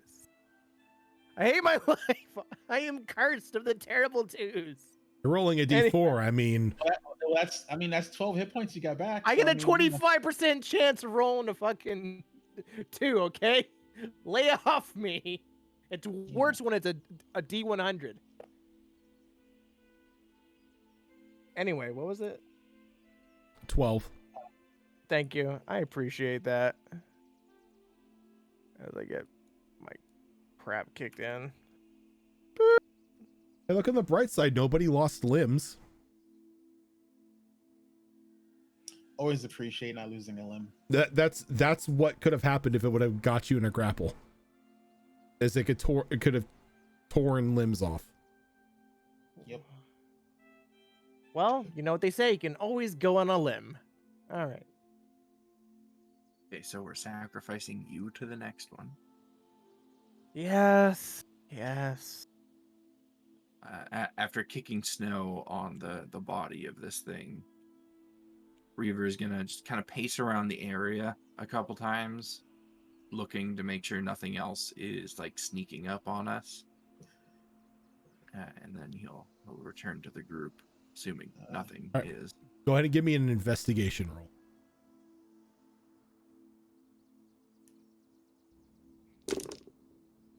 12. Would be heroes. Thank you for that raid. 12? Yep. Aside from this twisted, corrupted creature, nothing seems to be around you. Anything nature of sorts seems to have kept its distance.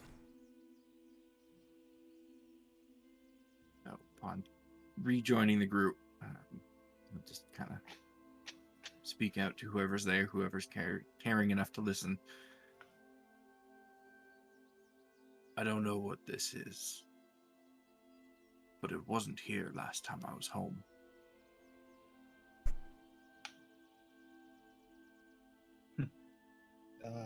Do you have the hunting lodges like back home? Can we sell some of the stuff of this thing for profit? Don't think so. Not around here. Maybe on the coast, but not here. Shame. Back home, this would get back lots of profit. I don't think I've seen anything like this before. We have our hunting cart with us.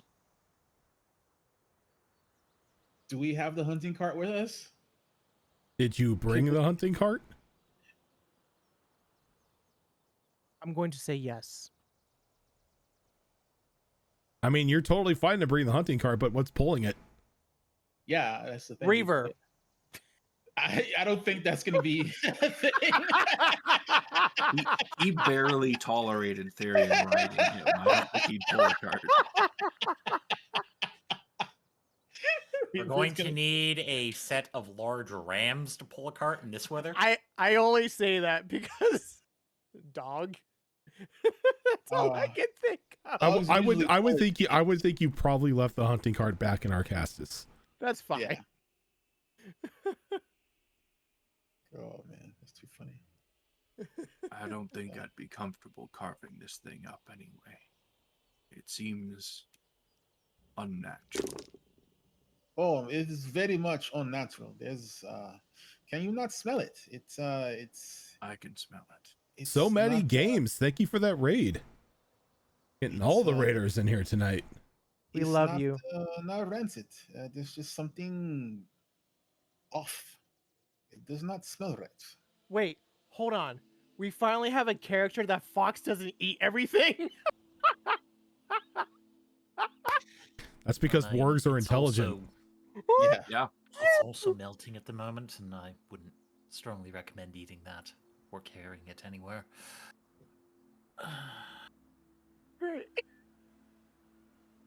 As it's sitting there sizzling, full of acid at the moment.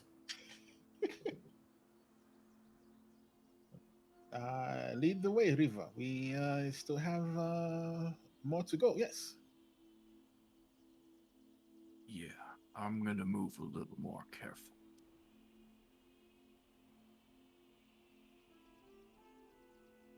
All I right. will go at a normal pace. I'm not going at the quick pace I was earlier. Okay.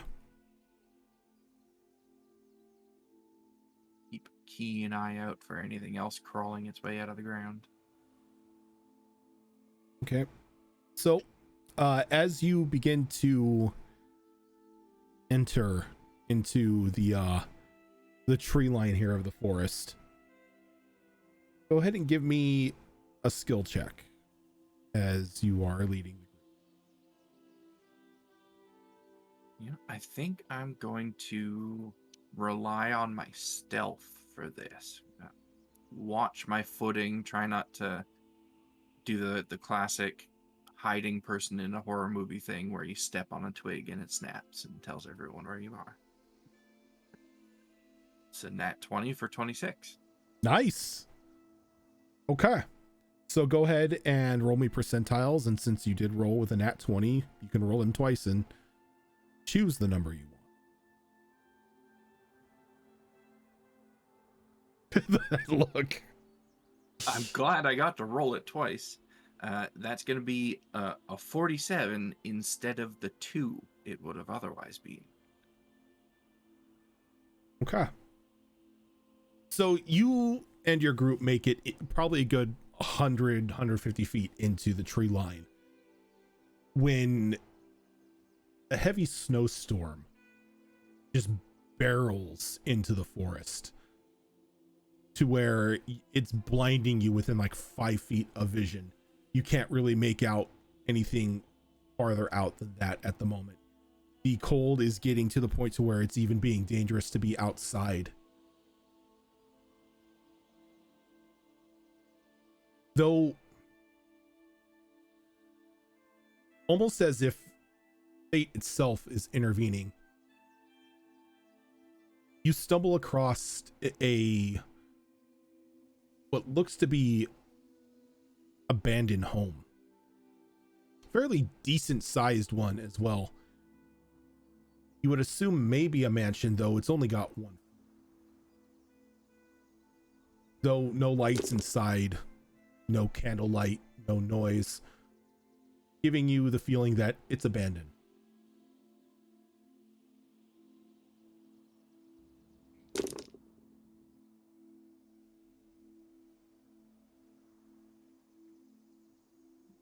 I guess I'll approach the front door and kind of press my ear up against it, make sure there's nobody moving around inside.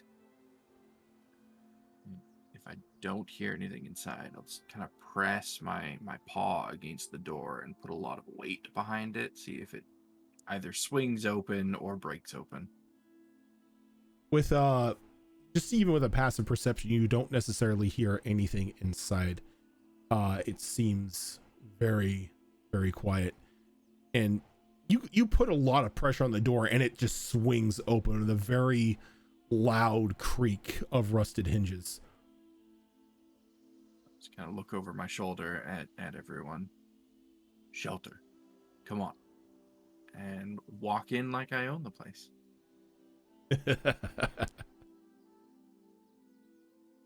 Do the rest of you follow? Absolutely. Yes. Okay. Cautiously. So as you all begin to walk into... Wait.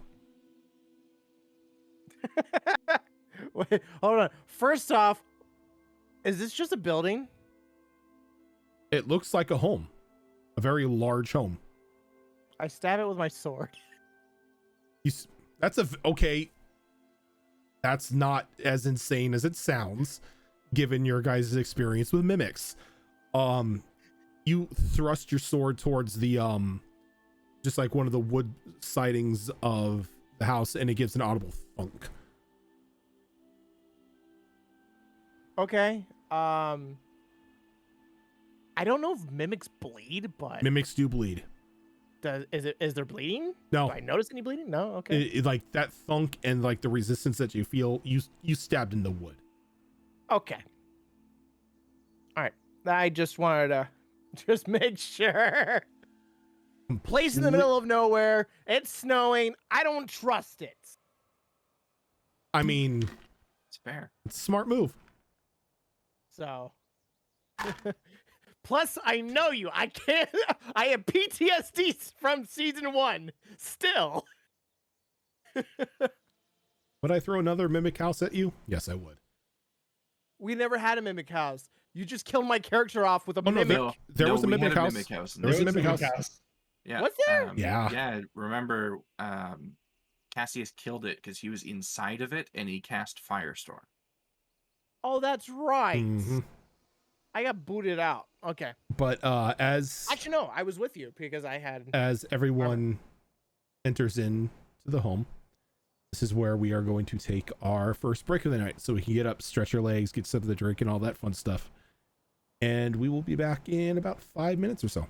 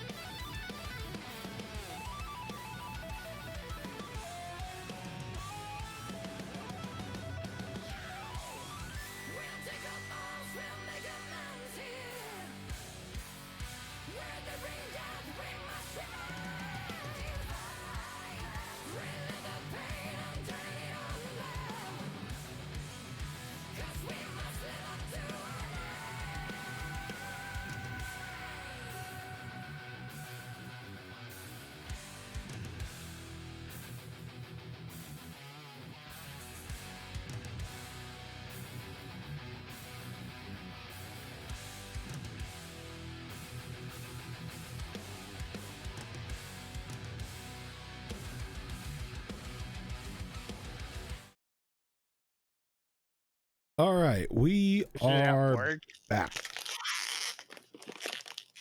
Hello. Hello. Who are you? I don't know. Okay, cool. I'll put it on your obituary. I'm the guy who brings you misery. Fuck! Can you at least Fair bring me answer. pleasure? Nope. Oh, why though? Is it because I'm fat? It's no pleasure, no happiness, no joy. Only pain and Wow. misery. Who put the stick up your ass? I mean, part for this Comes with character's being course. a DM. Comes free with every DMG. I mean, Damage. you're not wrong. Why do you torture yourself, sir? I don't torture myself, I torture you.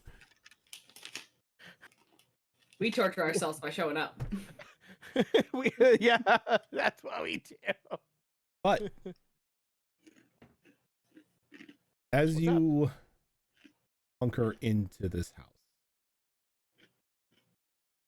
grab your character sheets. Not your character sheets. Character sheets. Please don't. Tokens. Uh-oh. Uh-oh. Because I'm gonna pull you Now, I forgot until literally just now, but I am a large creature. For That's whatever impact that right. they have. That's right. Wargs are large doggos. Zoom out here to kind of show the entirety of the map if we can. This is a nice map.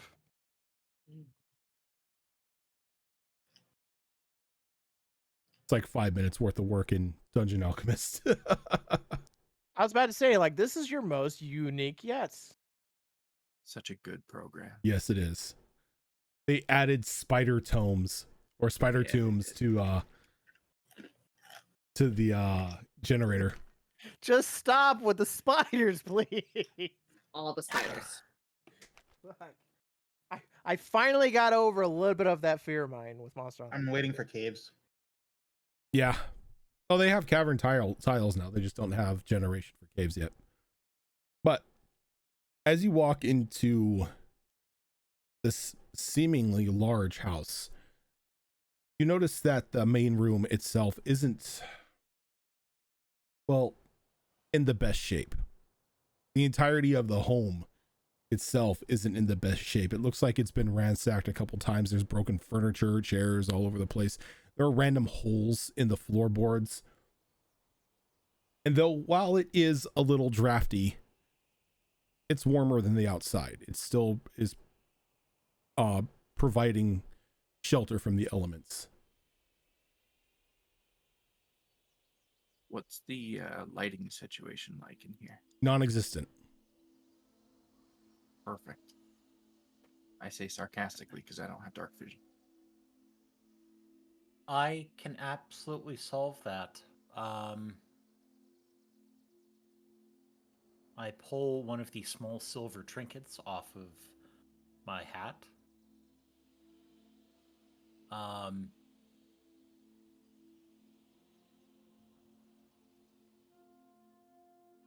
Riva, if you would just hold perfectly still for a moment, I can solve a problem here for us both. What are you doing? I'm going to tie this onto you. Why? I'm going to cast light onto the object I'm holding. Suppose that's fine. Very carefully tie it onto Reaver. There. Now you should be able to see properly. While you do that, Dorango reaches into one of his like pouches and pulls out, like you see this like bright glow as he opens this one particular pocket, and he pulls out a bangle that he's previously cast continual flame on, and he puts it on. So, after Marius ties that thing onto me, as he turns to like go back to where he was, I'm gonna try and like grab onto the scruff of his collar and like toss him up onto my back. I mean, it's mostly robe and hat, so not a big not terribly difficult. And then I'm gonna take you with me as I walk a perimeter of this room. And as you notice at the moment that the continual flame and the light spell take effect, the entire room illuminates. That's uncomfortable. There's a soft, like, twinkling noise. Seems to be emanating from one of the back rooms. And This light spell should is twinkle. Look not into supposed to it. be this good. We should probably look into seeing what that is. Does anything trigger my passive perception, Rojan, or do I need to make an active roll? If you are actively looking for something, you give me a perception or an investigation roll.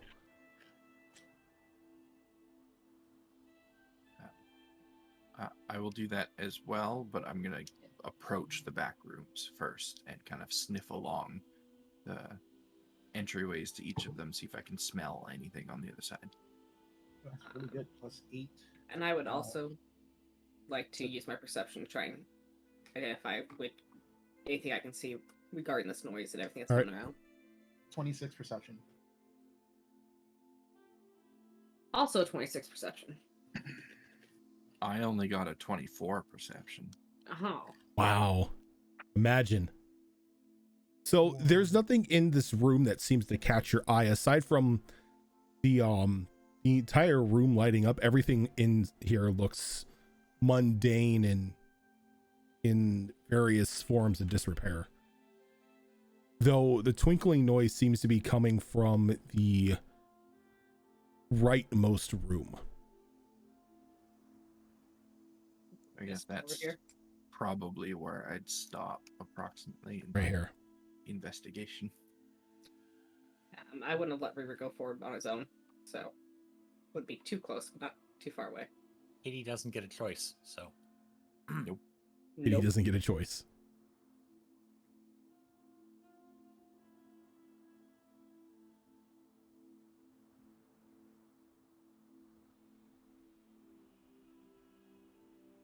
So who's willing to go in? I mean, if it's magical, that probably should be me. I'll open the door For first. what? Three? No offense, Kitty, but I think I can take a hit a little harder than you can. I'm not going to argue that. Where exactly is the door to this room? It's a good question. There it There. is. Okay. I request all doors be bright blue. Yeah, I gotta really make the doors, more detectable here. I think the stone doors are pretty bright in Yeah, contrast to the wood. They are. So I'm gonna go up to the door and kind of put my ear on the door, see if I can hear any shuffling or movement sounds or anything that might indicate anything other than this twinkling noise. Straining your ears, trying your damnedest to hear. There isn't really any noise aside from the twinkling coming in there, or coming from there. Then I will very slowly open the door. I don't want to get into the room. I want to try and look around the room with just the door open. And as you open the door, there's a very pleasing smell that sort of wafts out. Very fragrant and fresh smell. Almost like freshly watered flowers. That doesn't belong here.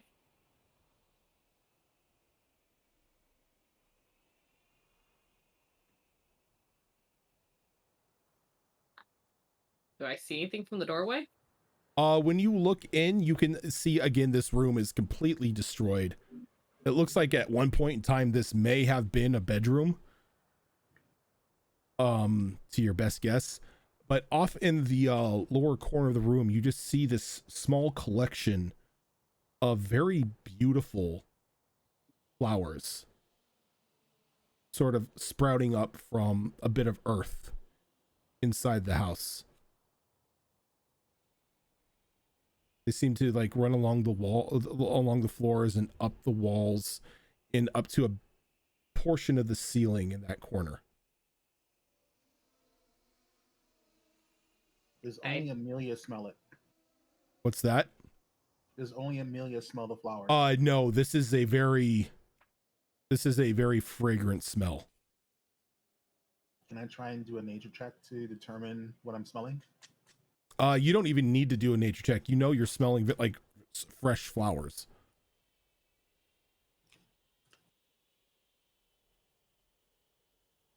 Can I identify where the twinkling sound is coming from now that the door is open, or is it still generalized in the room? It's generalized in the room somewhere.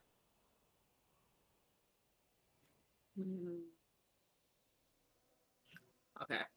But I can tell that the flowers are concentrated on one corner. Yep. Alright, so I'll into the room, but I'm going to try and stay as far away from these flowers as I can get. I don't trust them. Okay, go ahead and move yourself inside. So I'll go a little bit. I think I'm going to go about here because I want to try and pinpoint where the twinkling noise is. So I want to see if there's a directionality to it as I move in. Okay. Go ahead and give me an investigation roll. Oh, crap. Not perception. Nope. 7. The twinkling is louder in this room, but you can't really pinpoint where exactly it's coming from. Sorry. Go ahead. And so Dorngal steps in the room and he looks at the flowers and he goes, nature always finds a way, even in a place like this. And since he didn't smell anything that he perceived as dangerous, Dorngal is going to do the dumb and step up to the flowers. Okay. Dorgal saying that, can I look up to see if there's a hole in the roof or how The- these things been receiving light? Seems to be a hole in the floor, but no hole in the roof. That's suspicious.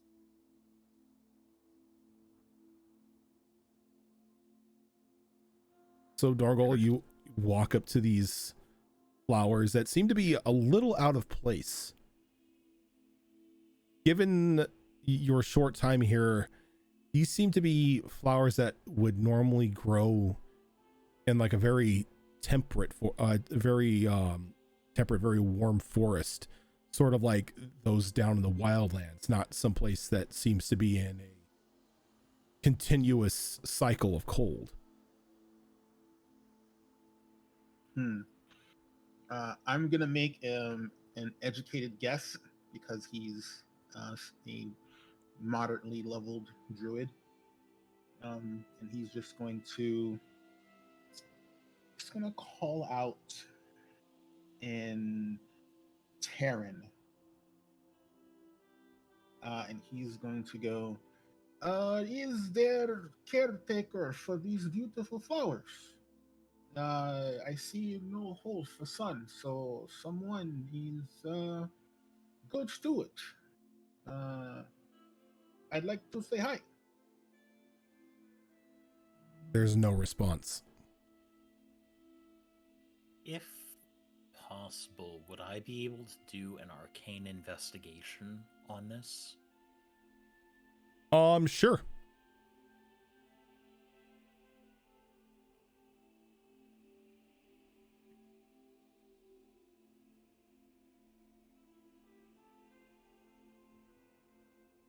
$21? 21. These flowers were definitely not moved here by normal means. Even the patch of earth underneath it doesn't look like it broke through the floorboards, but almost as if it was put here. Someone walked in with a bag of peat moss and threw it on the floor? What's going on here? So while they're in Do you say that out loud?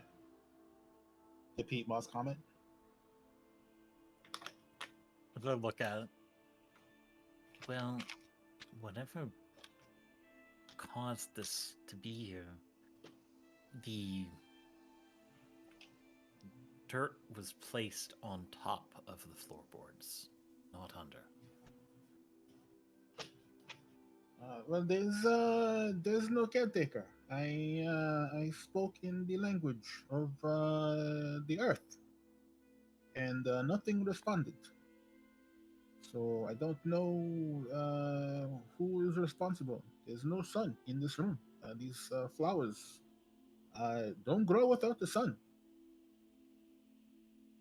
It's far too small to be a druid grove of any shape or form, so.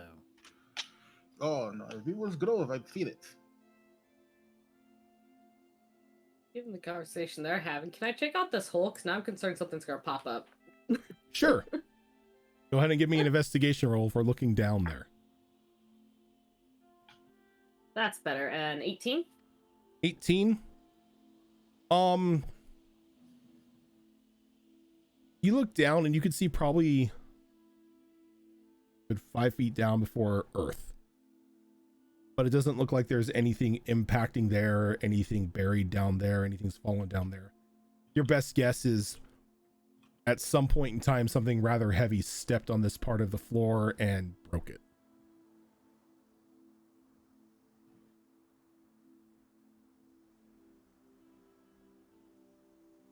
So while they're investigating in there, I'm going to stay where I am, just outside of the room. But I'm going to take a minute or so to use my primeval awareness ability, expending a spell slot as I do. And that will tell me within 1 mile, because we are not, well, actually, no, we're in a forest, aren't we? You are in a forest. My two favorite terrains are swamp and forest.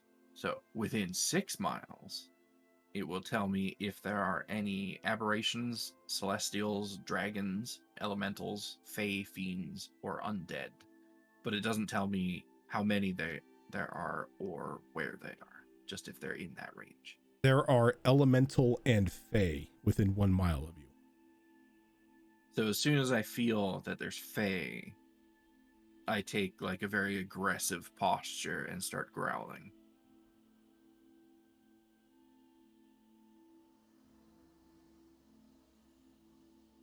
And those of you who are in the room can, over the twinkling can hear Reaver growling.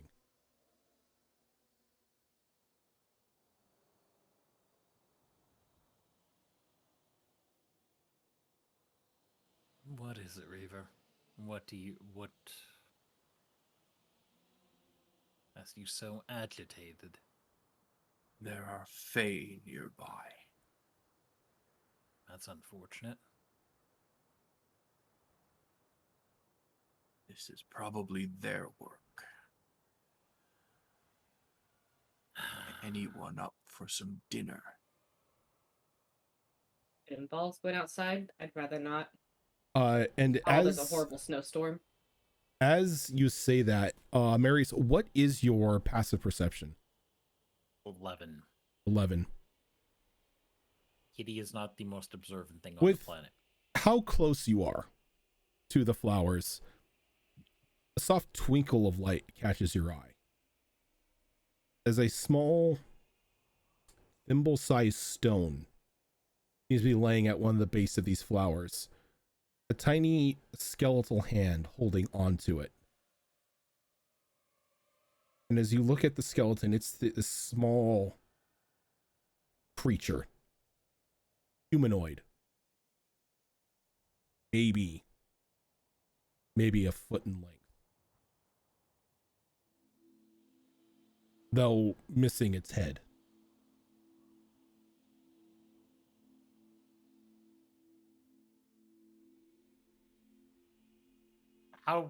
When you say small, how small are we talking? Like, Well, the creature itself is maybe a foot in length. If like it were to stand up, it would be a foot.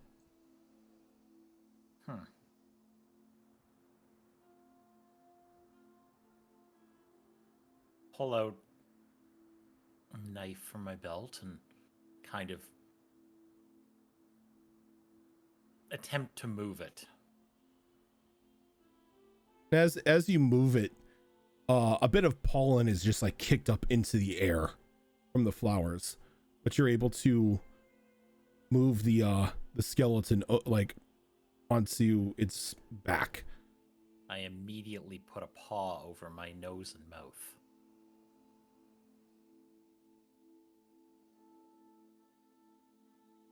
back up. And both you and Therian are sort of almost, well, you're pretty much like covered in it. And Therian, not Therian, Dorngal, I'm doing it again.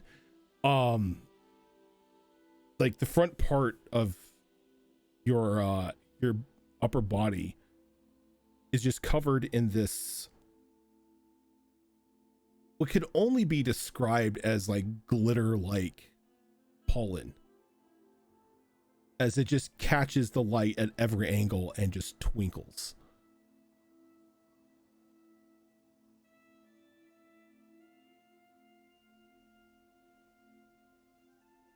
Amelia, make it go away. Make it go away. Make I'm, what like, go away? Just tugging And at like my robe. you look at this cat, and he is just covered from like pretty much head to toe in this very vibrant glitter like pollen. I don't know what you want me to do about it. Dust yourself off?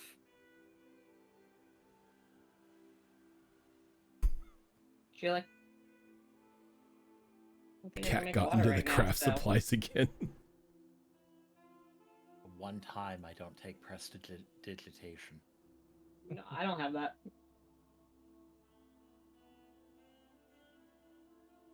Wrong cleric, right? Wrong cleric. This cleric does not care. What do I have?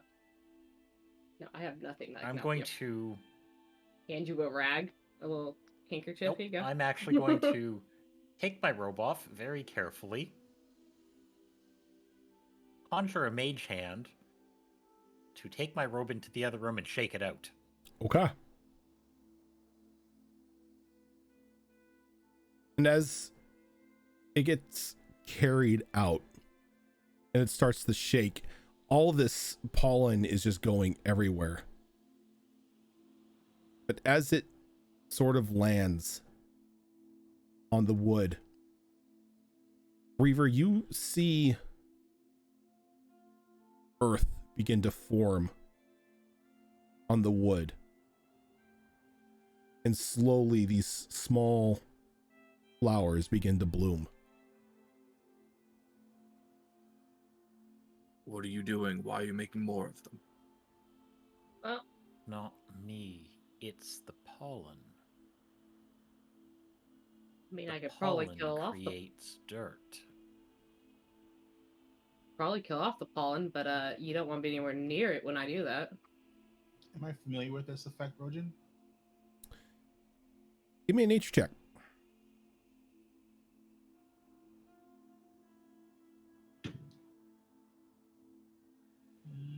Plus 11. 19? I'm sorry, not 19. 16. I can math. I'm not math.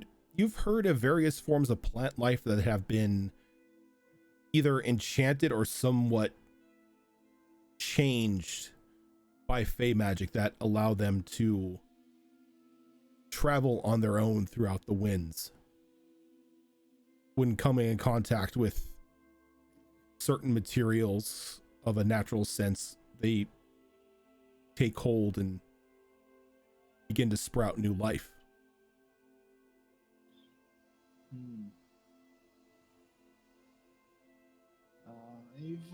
I've heard of these elders talked of it. It's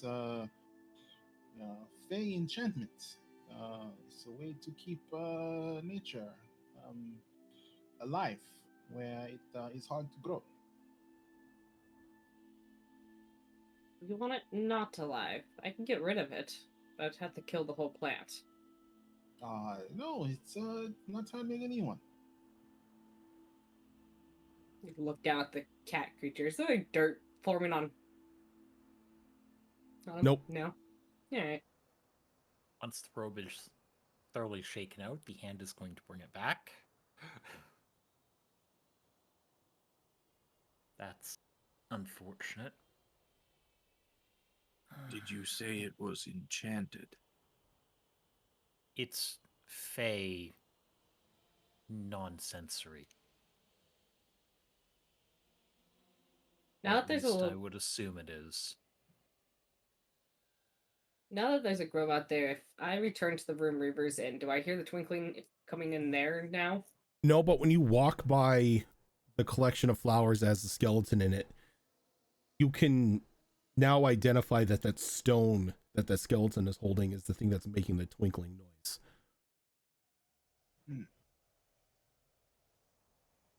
How stupid am I? Pretty Always. stupid right now. I'm gonna go pick up the stone. I'm curious. Okay. You're able to, as you take the stone away, the hand kind of just like falls off, sort of holding onto the stone for just a few seconds before releasing. And you have this small, like what's in your hand, a pebble, Mm-hmm. but it's giving off a very soft vibration in your hand as it's twinkling, or it's given an audible twinkle. And it seems to be resonating with the magic that has been recently cast in the house. I'm gonna hold it out towards Marius and be like, "This seems magical. Do you know what it is?" Stone? Wizard do wizard things. Wizard do wizard things. Well, at least you're not asking the druid to identify it this time.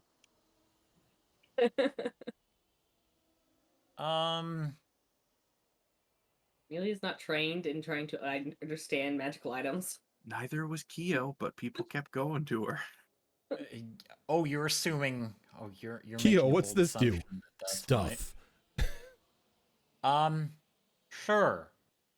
Let's run an arcana over that and see what happens. Your arcana has to be better than mine. Go ahead and give me that arcana check. Dirty 20. Dirty 20. You've actually heard of stones, something like this, something that the Fae actually carry with them. They're sort of a natural amplifier for certain types of magic. Normally these are meant for spells that aren't necessarily harmful.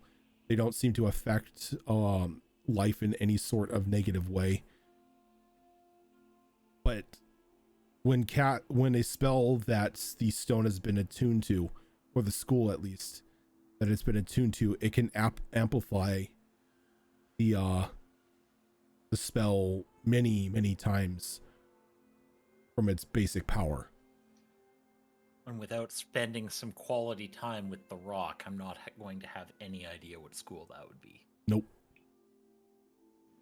But I can probably guarantee you that it's not evocation. I don't know. Cast Fireball, see what happens. I'm going to relay said information, with the caveat of it's probably attuned to something helpful, not harmful. You can So if anyone has things like that in their repertoire, they might be so inclined to use it. you can you got a feeling that it's attuned to the school, that it's at least attuned to your light spell, as it lit up the room after you cast it, or it lit up the house after you cast it. Oh god, okay. And light is evocation, sir. I can fix that actually. Oh. So it's continual flame. I'm going to carefully pluck the stone from her hand. Okay. Does anyone mind if I try something practical as opposed to theoretical? Is it going to hurt? No, because I'm going to go outside to do it. I say, if it's attuned to the level of magic that light is, healing word also is, and we have someone who does need healing, we could try that. Well, here, hold this and try, see what happens. So I'll cast Healing Word on Farron.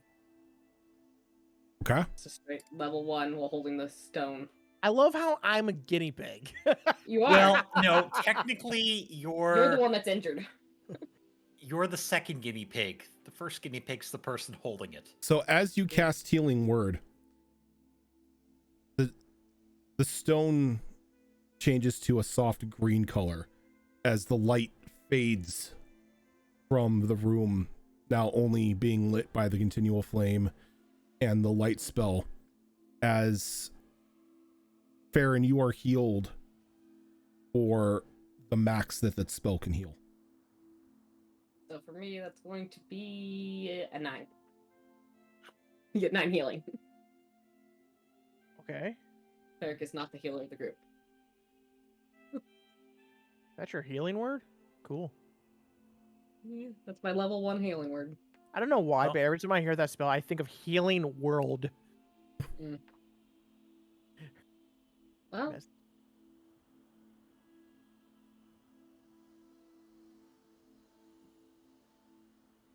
she looks Right. healthier. That stone could be of some use. Mm-hmm.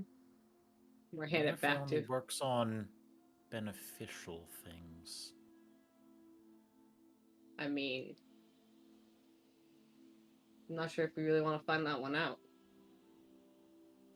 I'm sure I can aim at something that won't mind. Before you do anything else, that's useful and all, but what killed the thing you took it from?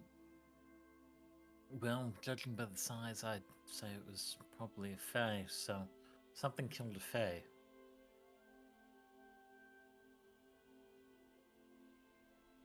I mean, if we can find its head, I can ask it tomorrow. Good point. Where is its head? Can In the meantime, you want to relight the room. I To can, be or not to be? I can ask the plants tomorrow as well. See if they know. I'm gonna have a look at the remains of that creature. See if I can determine what may have killed it, if there's like gouges on the bones or anything. If something stabbed it or clawed at it, bit it.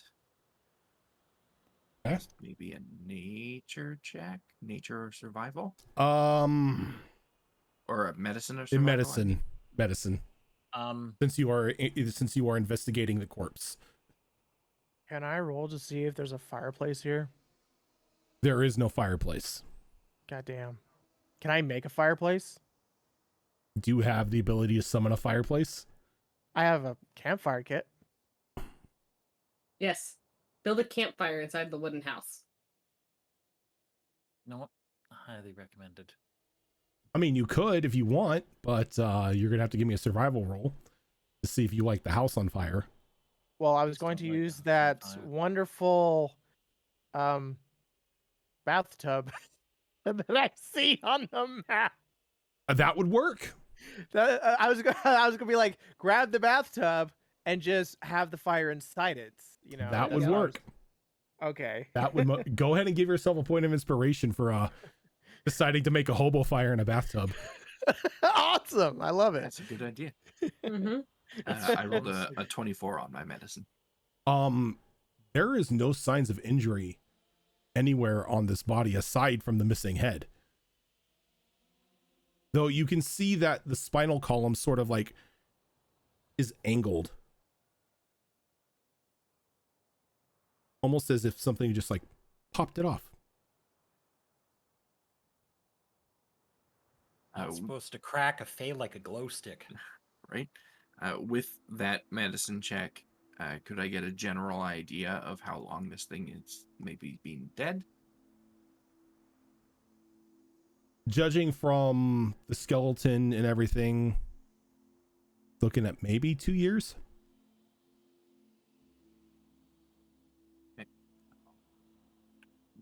out of that room again because I don't like that room. And I'll just kind of saunter out and be like, whatever killed it is probably long gone.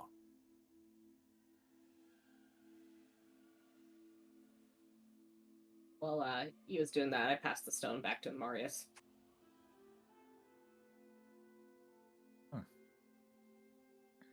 It only likes things that help. That's not really my repertoire. Maybe Dorngal's.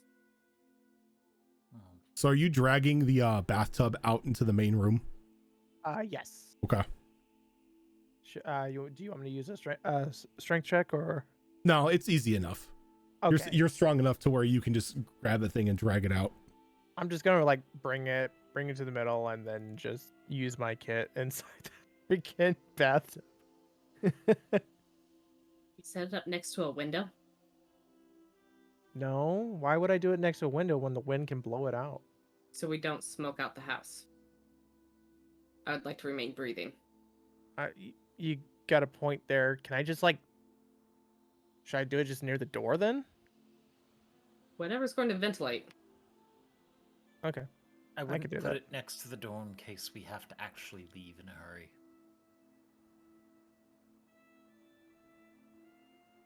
Or at least in front of the door. Hey. Also, that wasn't all in full sentences. I didn't know we were actually talking. So all you heard was door, window, Like just over two here. words. Is that a window? Looks like a window. Window Sure. now. If it wasn't, it is now.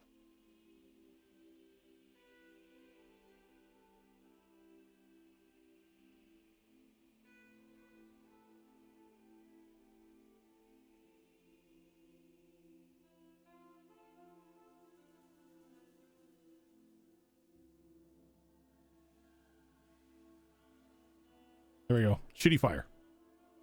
Woo!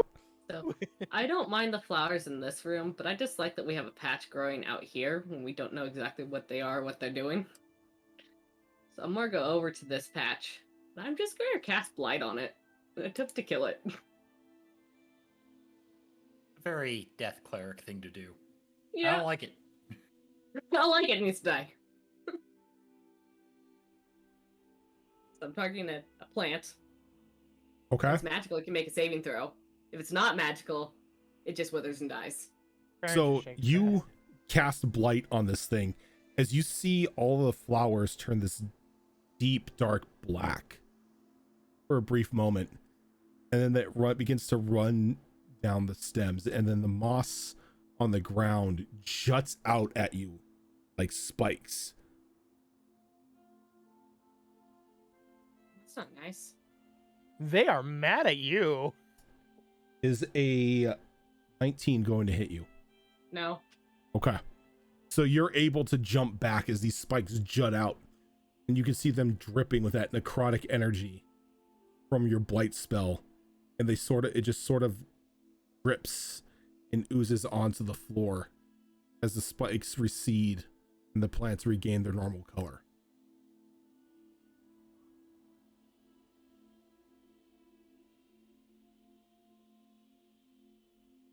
Well, Well, that's unusual. if that's the case,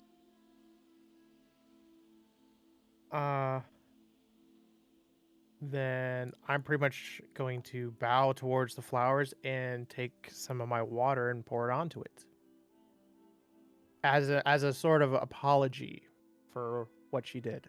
And as you pour the water onto it, you notice that the size of this flower bed pretty much doubles. Why did you do that? Really? Really? You thought that was a good idea? And as it doubles, you notice that the flowers are now starting to move on their own. Well, Reaper, I think we found out what happened to our Fae skeleton. Do these look carnivorous? They look like flowers. Okay. But they're kind of like moving and swaying on their own. Hmm. If it's a satyr behind this, I'm going to eat it, and Therian is not here to stop me this time.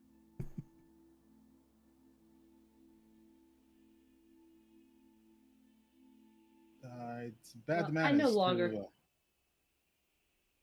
bad manners to eat the guardians of the forest.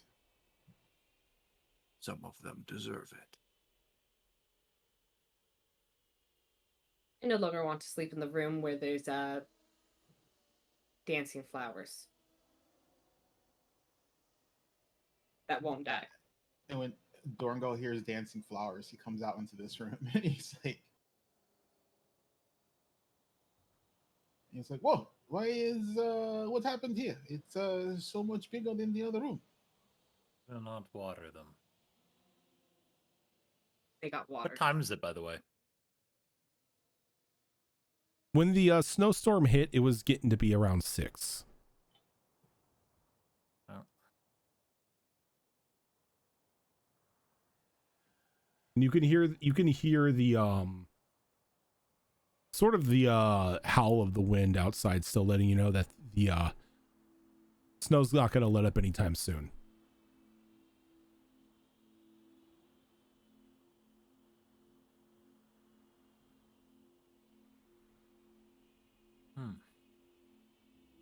Well, I might suggest that we don't continue watering them.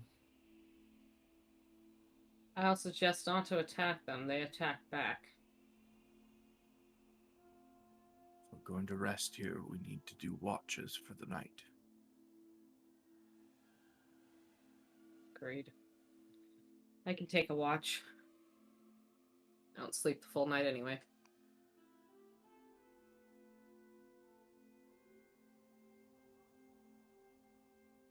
First. No. I'm assuming if we're staying here, I have some things I need to attend to. I suggest that maybe we make camp in one of these rooms that's not afflicted by flowers.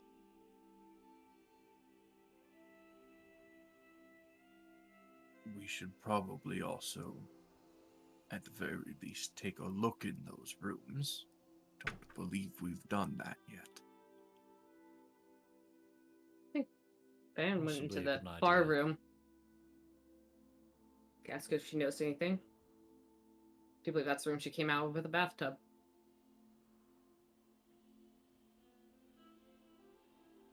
What did she see in there when she was retrieving a bathtub? Just a destroyed bathroom. Very destroyed bathroom.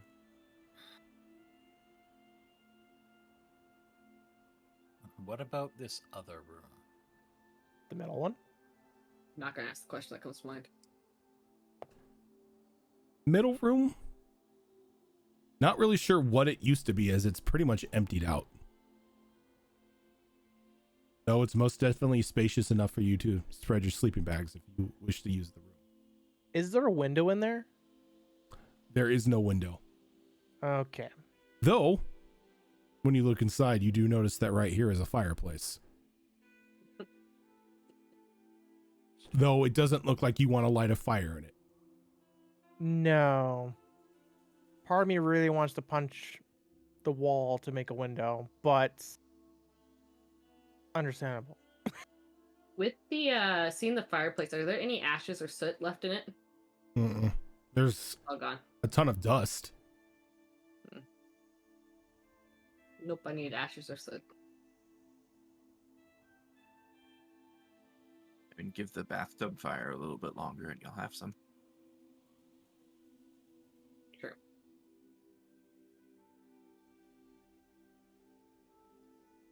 Are we going to be staying in that room then? That's my suggestion. I'm uncomfortable with how close these flowers are to it. And there's no other exit.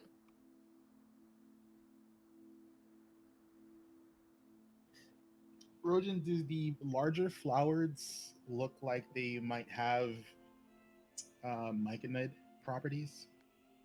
No, they don't look myconoid.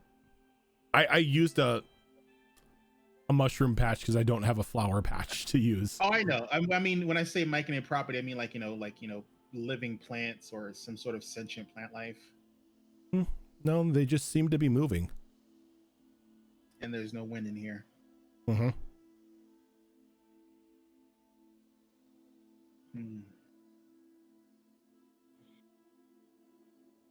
They don't look like any of the carnivorous plants that I know. It's not the Venus.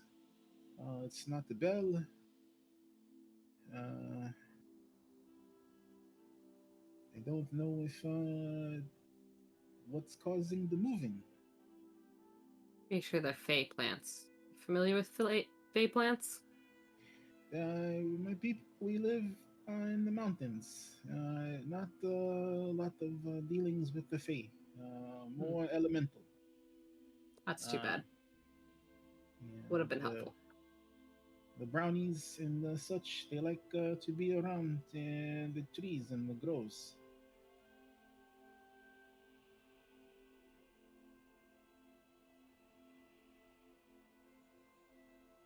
But like I said, in morning, I will learn spell. Let me talk to plants, see if they know what is going on, and what killed fake creature in other room. Pretty sure they did. I mean, it's educated guess, but I mean, they have not attacked us yet. I don't know. Well, they attacked. You were in the other room. To be fair, it's more about defending themselves, but... Well, I mean, if it's enchanted with fey magic, that makes sense. It's meant to, what's the, be growing bountiful. So if the magic is to save it from dying, then anything you try to do to kill it, it would defend itself or stop whatever you are doing to try and kill it. The magic is very strong. I don't recommend playing with willy nilly. We'll just have to keep an eye on them throughout the night. Agreed. And with that, Reaver is going to go down here to the southern wall. That looks like a old, like, dilapidated bed there. I'm assuming that's what that is. And he's just gonna like grab the edge of that mattress between his teeth and like drag it up to the middle room. Okay. Shove it in a corner and do Dog the bed. little circle on it a couple times and then lay down. Okay. I mean, you could have asked one of the beings with opposable thumbs. I'm just saying. He's an independent ward. You don't need no humans. Human. Humanoids.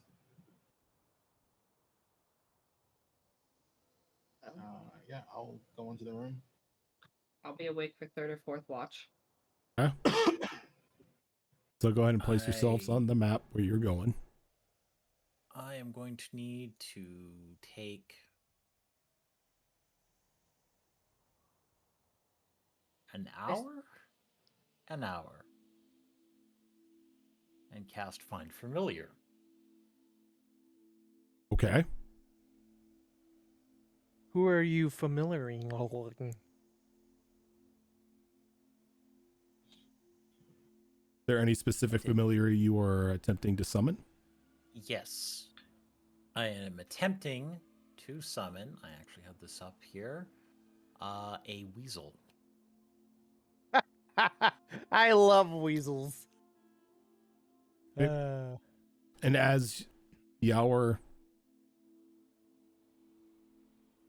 goes by after casting your spell, you feel some rummaging around in your robe as crawling out from the arm is this small weasel. Though seems to have a bit of more vibrant color to its pelt. Almost a pastel-like color.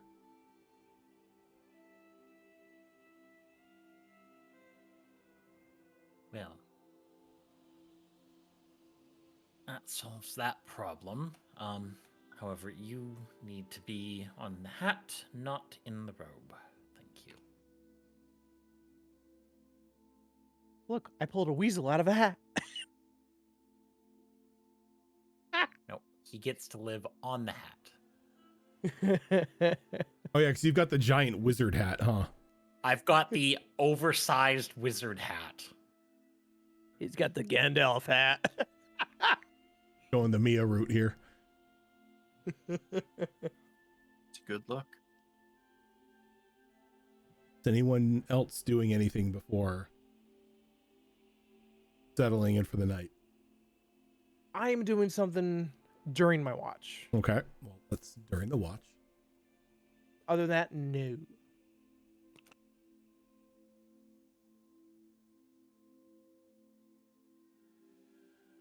No, I'm good. If we're about to start watches, then I would do some cure wounds on Farron, and I'll grab the stone, and I'll see if my cure wounds has any. Bring up cure wounds. I'm going to cast it at 3rd level, but I will. Oh, show description. There you go. Okay. So as you cast it at 3rd level, with the stone in your hand, Farron, you will get the maximum healing from it. Which is 1d8 plus No, Nope. 3d8 plus 5. Plus 4. I'm sorry. 3d8 plus 4, 8, 16, 24, 28. Yeah. Okay. Plus 28. I appreciate it. Thank you. I am not a worthless fighter now. I can't. I didn't do a medicine check to see how far you were down, but I figured a 3rd level cure wounds, plus the healing words you got, should be good enough to get you through the night. I'm at 91 out of 124. I can handle that.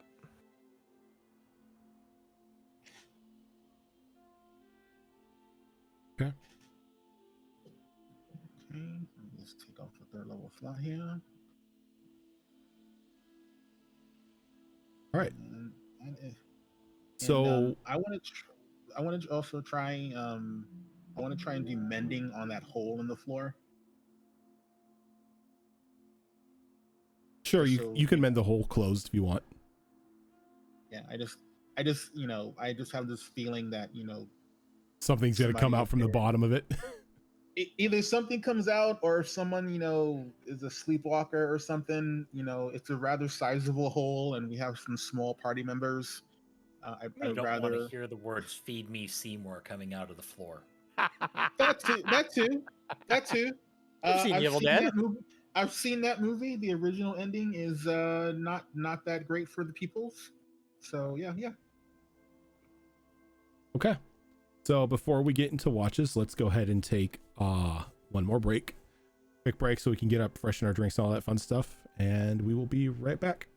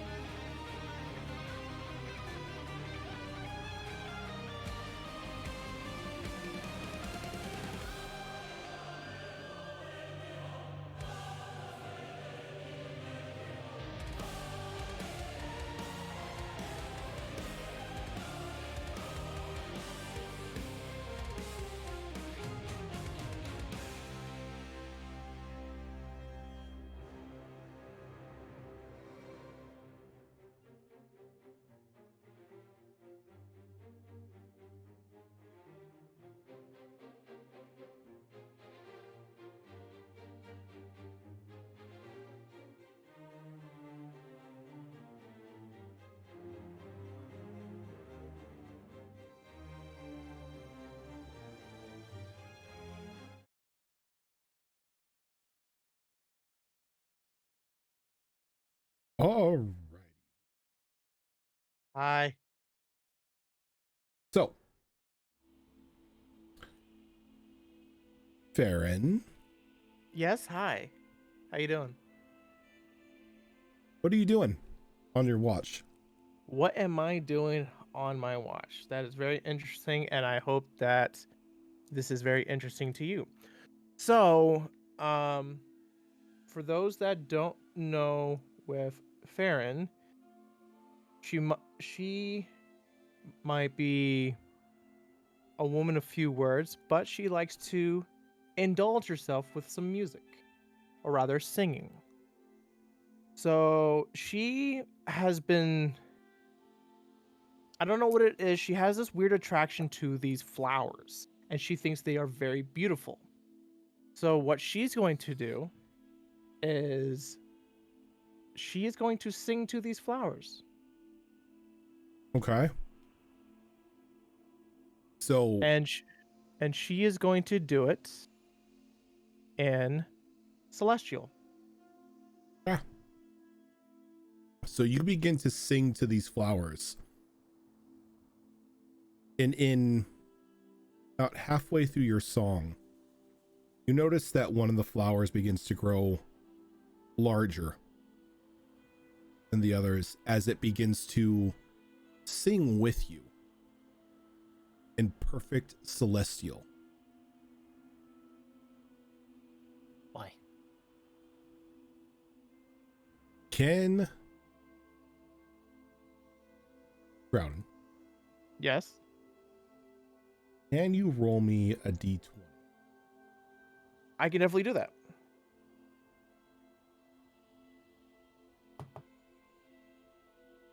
$20. 20. You feel yourself become enamored with this plant as the two of you begin to, or continue to sing in this very beautiful duet that begins to echo through the remainder of the house. Those of you in the other room can hear muffled singing for some reason or another.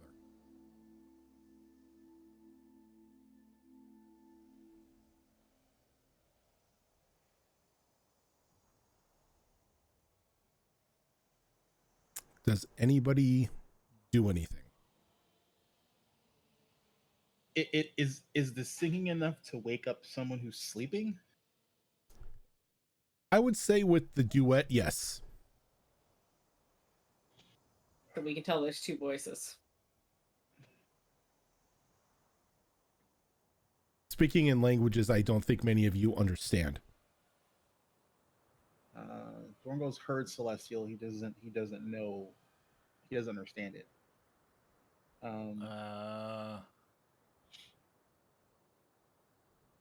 Nope, I don't do celestial. Thorngo's going to turn to Rosetta. Rosetta, darling, what is that the music that I hear in the other room? Well, that is very odd. It sounds like two angels confessing their love for one another.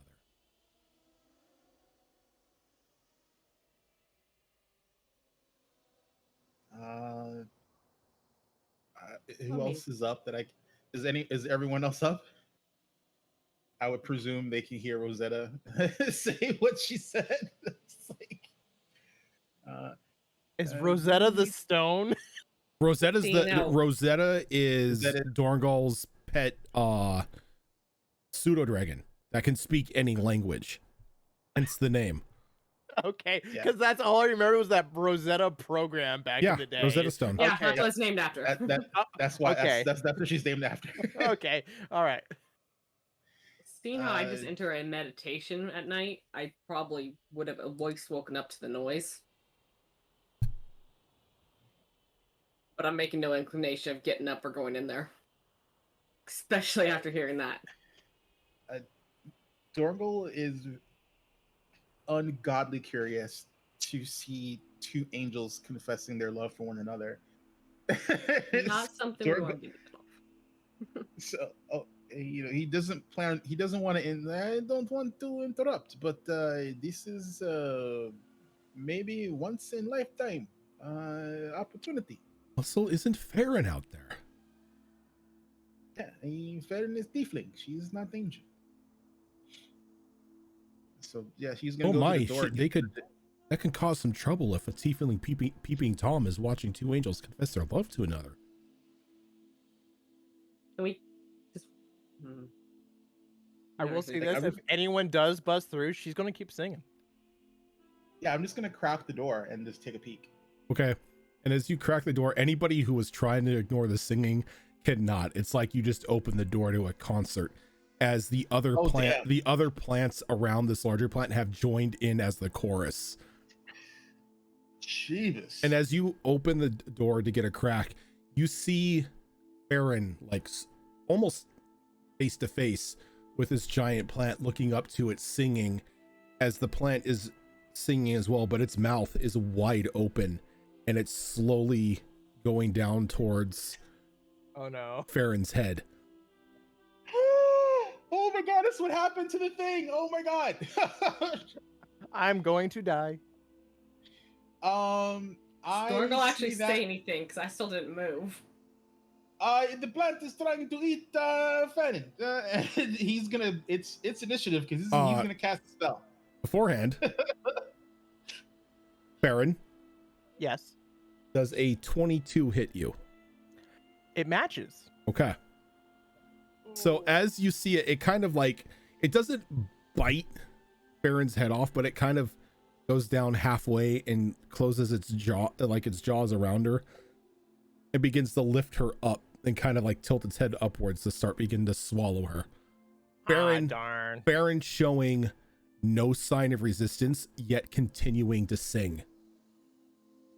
What the? Okay.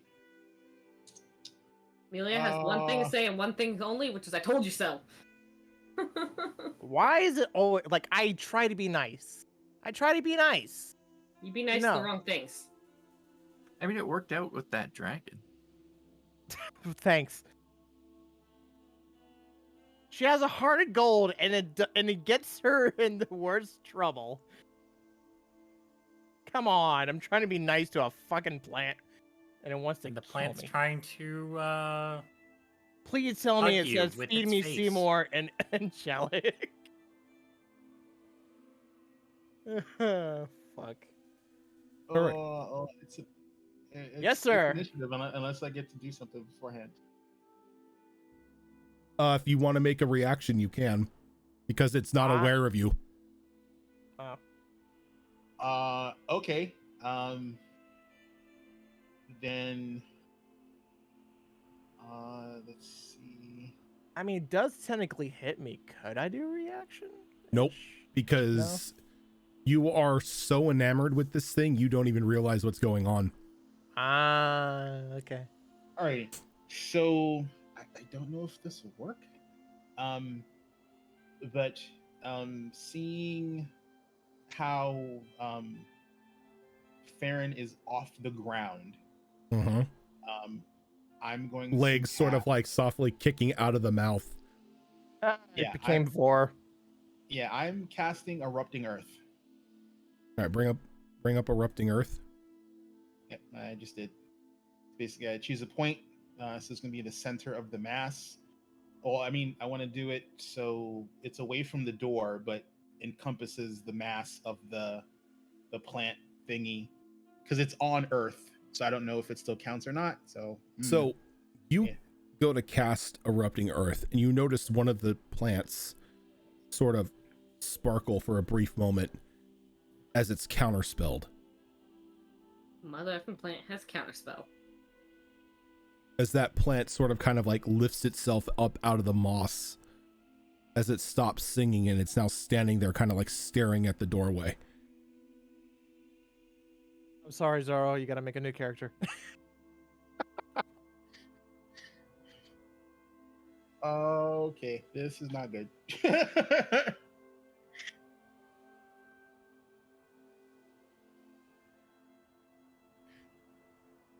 But why though? So at this point in time, Yeah, I got counterspelled, so I'm gonna take. I would like everybody here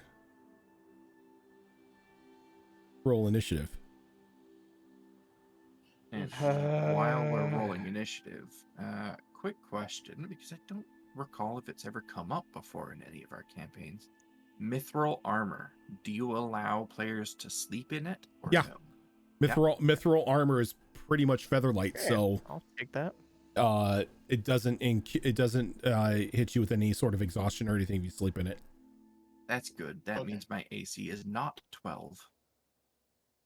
Okay. I'm just sleeping so- under my hat. Really, I got the same initiative. As I the don't wear last armor round. either.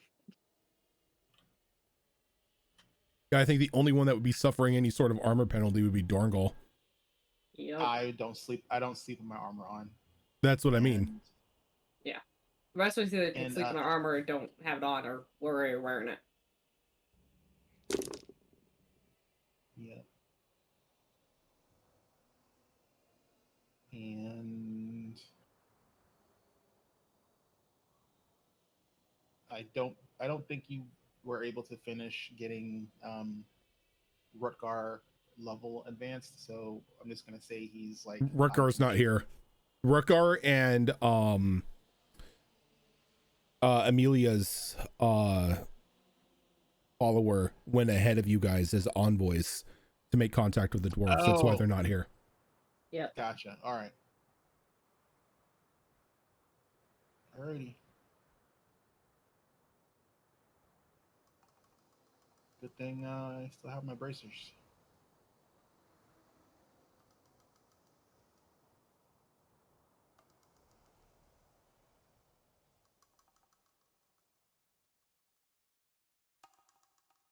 All right. Think everybody rolled?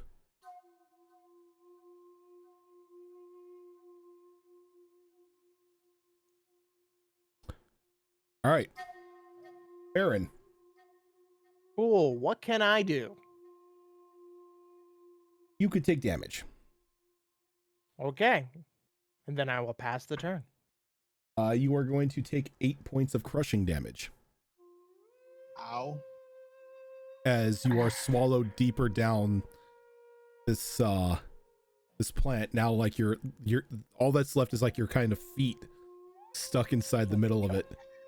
Jesus, the third act. Fuck. Sir, what kind of fetishes are you? Movies are in 3 acts. By the way, So, you can blame the community for this because this is the community-made plant creature. Oh, this that is, we oh my made. god, yes. These are the siren succulents. I completely Fuck forgot you, about that. chat. Fuck You're the you. one that went and messed The with them. siren Oh. succulents finally make their debut. Oh my god, these are horrible. I want to convert these to Pathfinder so I can use these against my players. God damn it. Assholes. Never trusting Oh. chat again. Marius. All right. Well, the first thing I'm going to do, with all the screaming, Does Farah not get a wisdom save against the No. charm? Mm-mm. No, it's just, Absolutely you're just- not. This Wow. this effect is a permanent charm as long as the song continues. well, Jesus. Are you telling me that I started something without actually knowing Yup. what it is? Yup. Just my fucking luck. You And I like at the moment you said you started singing, I'm like, oh no, the trigger. Jesus.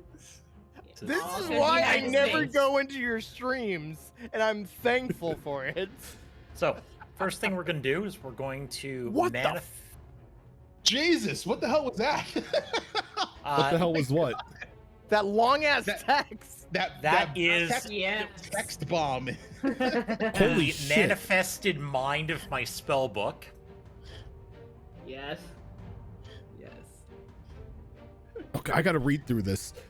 This is exciting. You This thing conjure is report awesome. the mind of your awakened spell book as a bonus action while the book is on your person, you can cause the mind to manifest as a tiny spectral object hovering in an unoccupied space of your choice within 60 feet of you. The spectral mind is intangible and doesn't occupy the space, and it sheds dim light for a 10-foot radius. It looks like a ghostly cat. I mean, that's Yeah, he that's gets to on pick what it par. looks like. Oh, okay. While manifested, the spectral mind can hear and see, and it has dark vision in the range of 60 feet. The mind can telepathically share with you what it sees and what it hears. No action required. Whenever you cast a wizard spell on your turn, you can cast it as if you were in the spectral mind space instead of your own, using its senses. You can do this a number of times per day, equal to your proficiency bonus, and you regain all expended uses when you finish a long rest. As a bonus action, you can cause the spectral mind to hover up to 30 feet to an unoccupied space that you or it can see. It can pass through creatures but not objects. Spectral mind stops manifesting the spectral mind stops manifesting if it is ever more than 300 feet away from you, if someone casts dispel magic on it, or if the awakened spellbook is destroyed, if you die, or if you dismiss it. Once you conjure the mind, you can't do so again until you finish a long rest, unless you extend a spell slot of any level to conjure it again. You have a Where's cat. the part about it can't take damage? So this thing also can't take damage. It's intangible. It's intangible. Oh, okay, there it is. Yeah. So- It makes a spooky ghost cat. It also Makes a doesn't spooky go. ghost cat that I can cast through and anywhere within 60 feet of me. It also cat doesn't Black go Clover. away until you dismiss it or die. And So, stuff. So it's just The there. kitten is going to spawn right where that is, the end of that marker. I need to make a token for Cat. ghost cat. I'll find something, but for right now, what we'll do is we'll make a duplicate you, and I'll mark it with The green, green marker. so you can go ahead and move it.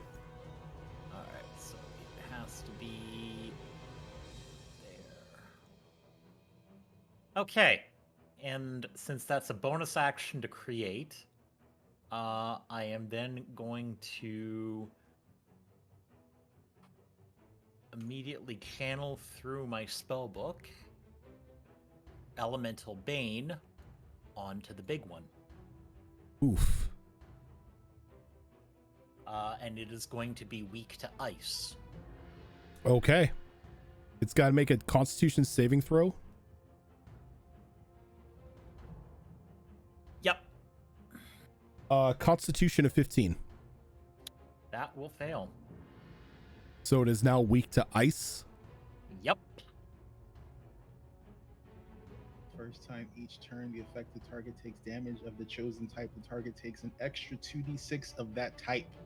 Uh-huh. Damn! Nope, And there's a catch there, Azrin. Yeah, it loses So- resistance if it had it. Yeah. I also have Elemental Adept Cold. Fuck, dude. Goddamn frost mages. What is this, World of Fucking- Warcraft? Fucking blue mage.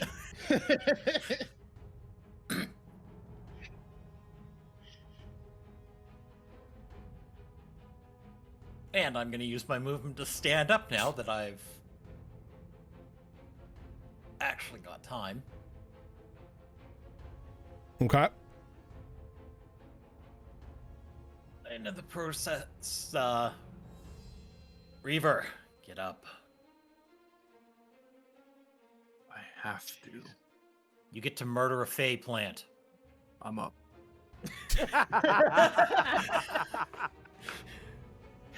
It's like, no, I'm awake. Let's kill. All right. Dorngal. Well, it casts counterspell, so I'm gonna, as a free non-response thing, I'm just gonna say it does the counterspell. Be careful. And then I'm going to rage and roll a d8. Isn't that an effect of your armor? Oh, that's right. I'm not wearing my armor. You're not wearing your armor right now. I'm so used to that being a thing. I'm still going to rage. Okay. Um, and I'm going to rush in and use my axe because. All right. So when you get there, can I get a charisma saving throw? Oh, that's not good.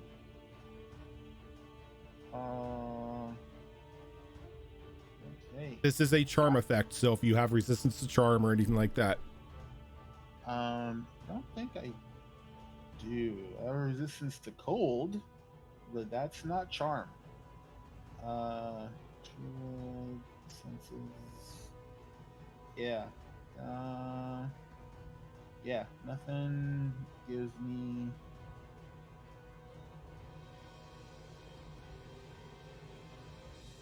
Yeah. I mean, I have resistance to psychic gap. Actually, no, because it's everything but psychic. So, yeah. All right. Let's pray for the best. Let's see what happens. Let's see. Check charisma save. That is a 15. 14 plus 1. That's probably a fail. so you run in, getting ready to do whatever you are going to do, and Marius, because you have the cat out there, you notice Dorngal stop and begin to sing in Celestial. Oh, don't do that. Please Zormbro don't does do not that. know Celestial. That's what makes it more terrifying. And it's not like, it's broken Celestial. It is like perfect enunciation of every word and syllable. Reaver, be careful. It looks like they That's have a mind unfair. control. Have him sing in his native tongue. This is bullshit. The moment I see that, of course, I'm just going to relay. Reaver, be careful. They look like they can mind control. I might be in trouble. Let's kill. I'm Amelia. in trouble. So I'm going to move. And Amelia would have heard that as well. Yeah, so now I know better to get close to it, so out the doorway, and then I want to get to here. So I don't know if that path puts me in range of its effect. I didn't see the path come up. Oh, it didn't? Yeah. All right, yeah, No, we'll you're pull it still open. fine. You're still fine. So I went out the door and then I went diagonal here. Okay. So I didn't step within. Nope. I don't know how far its range is. I'm more looking at him, just gonna go spit them out, and I'm just gonna go 6th level harm. So Oh, I damn. would need a con save. 6th level harm. Ouch. Yeah. Jesus. That's gonna be a natural 20 for 22. Oh. 14d6 necrotic damage. The fuck? Bro. This is confused. Yeah, harm is a nasty spell. Still takes half damage. Yeah, harm is some shit, dude. So I will use my reaction to cast Twist the Skin. Oh no, I can't cast again. Never mind. Since it's a leveled spell, I don't think I can cast it again. No. Even as a reaction. Sorry. Buttons. Alright, well you can still take half damage. 14d6, let's see. I need to calculate this. 4 8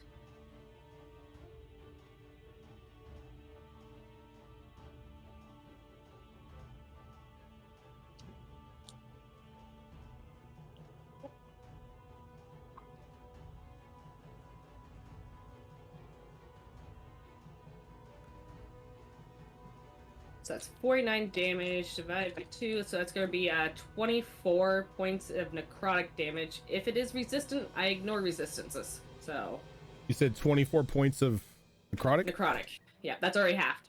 Yep. Target fails to saving throw at hit point maximum. Nope, it's not. That doesn't happen. Okay. So.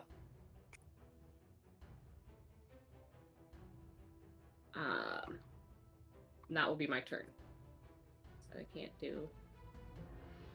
Yep, that's my turn. Okay. Reaver. I'm a little bit torn on what to do now that I know there may be mind control involved. Please get me out of this thing's mouth.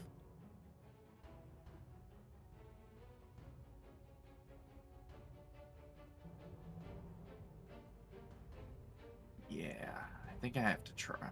So I'm gonna use half my movement to stand up, which gives me 60 down to 30.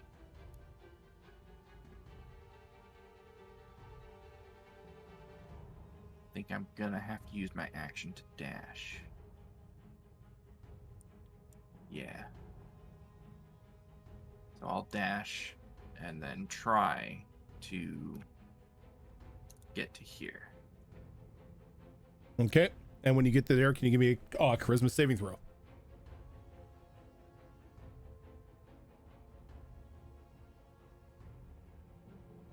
And 10. Reaver stops and begins to sing in Celestial. How to TPK 101. Fuck. Next time, don't sing to the plants. No one told me that.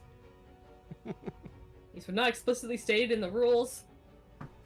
at least the small one can't eat me, right? I'm twice its size. All right. So, Farron, They're like snakes. Big Yeah. Plant continues to eat you. Can you stop, please? You're Have going, you ever? you're going to take 14 points of crushing damage All right. and another 7 points of acid damage. Oh yes, please acid me, Daddy. Never say that again. The plant that's in front of Dorngull kind of begins to move its I'm not gonna stems, I guess they're called, whatever, around as it starts to glow a soft green as it casts plant growth. Oh, little butthead. Oh no. No, no, no, no, no. No. No. Anyone have counterspell? Not loaded. So if we banish the creature, does it take Farron with it? The rolling 20s.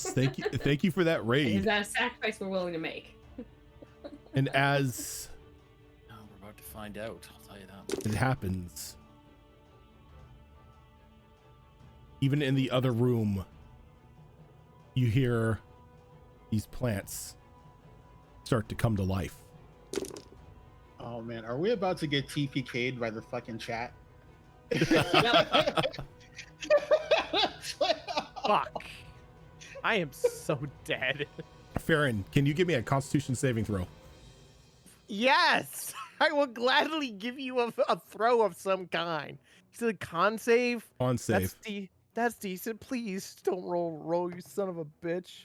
I can do that. 21. Okay, you don't take damage for this turn. Okay. The crushing damage does not apply this turn, so you are fine for that. Wait, I'm confused. But I already took damage though. I know that was for the primary one because you had just been swallowed. Now that you're Oh. completely in this thing, Arius. All right. I'm gonna hit you with another wall of text here. You're gonna love this. I cast Oh. TLDR. You're gonna TPK us. I'm just gonna make you read. The big note here is I'm elemental substitutioning on this spell. Okay. I have Is to it fire? find out what it's attached to. No, cold is my preferred option. So I'm going to elemental substitution on disintegrate to cold damage, and I am Ooh. going to hit this thing with disintegrate. I like. Okay. So this is going to be, since it's weak to cold now, 12d6 damage plus 40 if it fails. Please tell me the Well- rays come out of your eyes. It got a 2 dex. Okay. Ooh. Well, A 2 dex save. So go ahead and actually one of the little plants is going to try to counterspell, but since it is cast at 6th level, it's got to roll. Counterspell will not work. Gilly, I might need math on this. All right, I'm ready. Gilly, math, please. Shoot the numbers at me. That's 10, 20,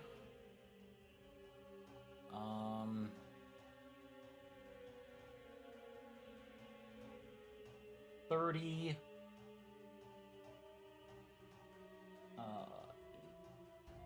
Crowd, this was an 40. Okay, this is easy. This is 80. This was an extra life donation, by the way. I love it. Whoever So, donated it, I'm going flat to out wring 80. their neck. That was the Um, community. That was Yeah. a community, yeah. So how much damage did you do to this thing? 80. Cold damage? 80 cold. Did Yep. you roll the extra 2d6 for the So- first Yes, time? that was all in there. So 80. Okay. Is that 80 with the vulnerability? That is not 80 with the that is flat, 80 flat. Okay, so vulnerability, since it has vulnerability to cold, right? Is it vulnerability? That part of the spell?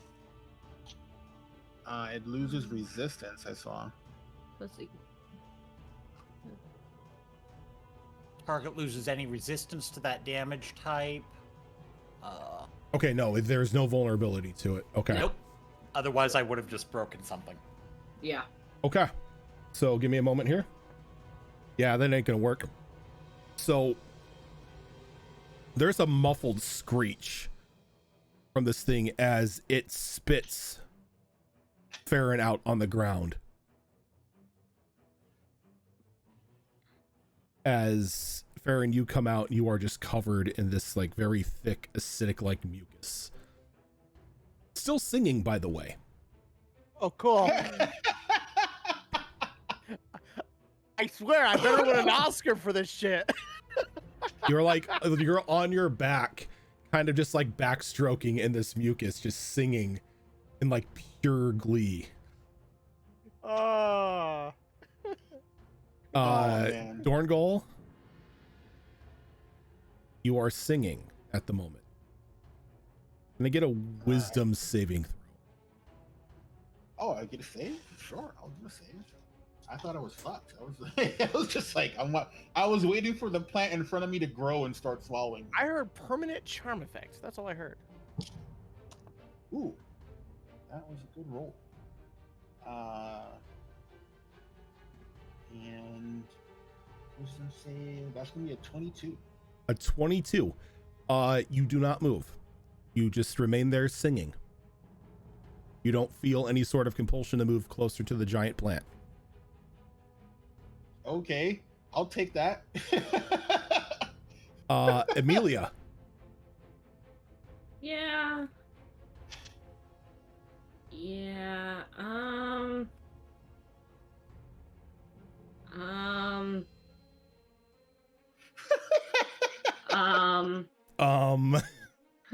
Don't know what to do with this damn thing. Gotta love it when the players are just like, We're gonna go with another blight. on the big one? Yep, on the big one. Okay. So, it's probably I'm assuming it's a magical plant, so it gets a disadvantage on its saving throw, but I'll need a con save. One of the other little plants casts counterspell. Counterspell. Blight is above Fourth third level. level, so Yep. yeah, So so it's it's got to roll. It rolled a 17. Okay. Oof. Okay.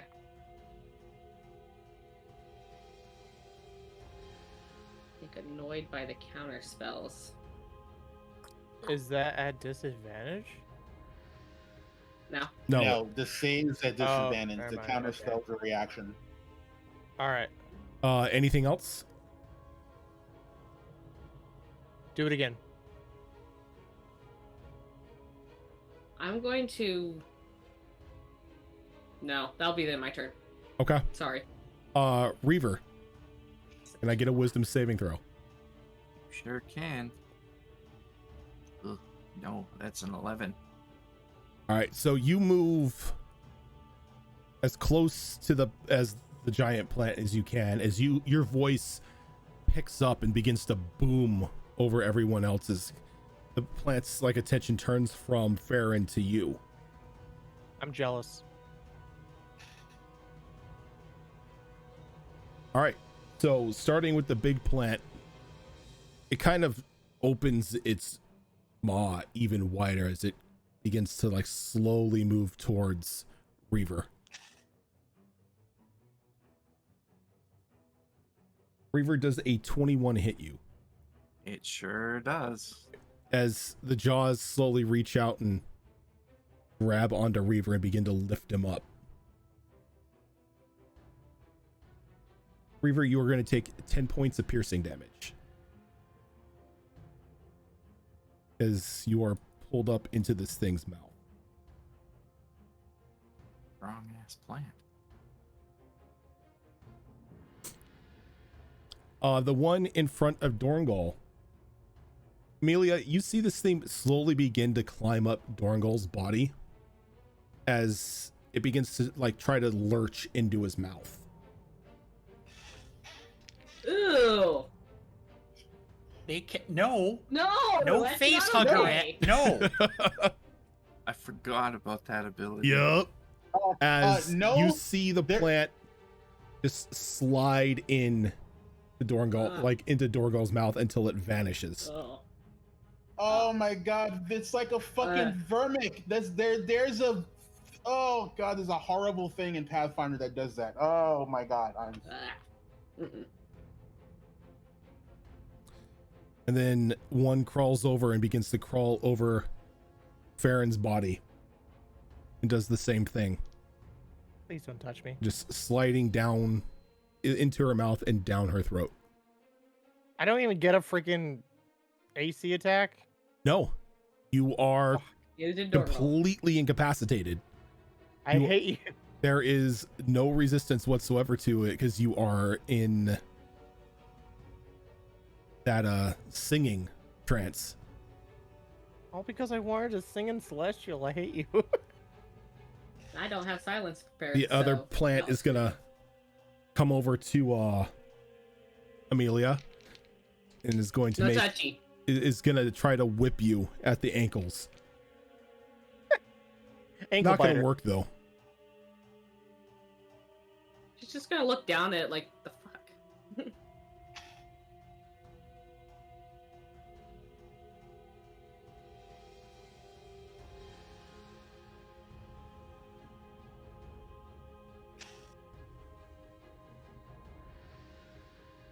I'm blaming new character who dis, but I totally had silence prepared.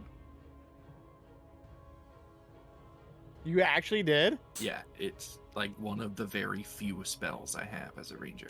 Wow. Actually, super useful as a ranger too. Farron, can I get a wisdom saving throw? Yes, you can absolutely get a wisdom saving throw.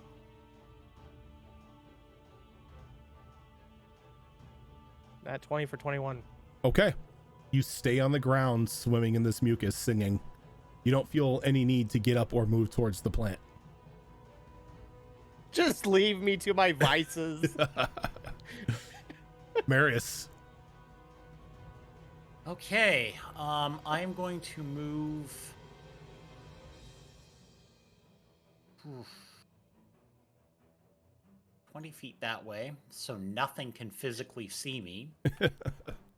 Because technically, I'm not occupying that space, so they shouldn't be able to counterspell me because they can't see me.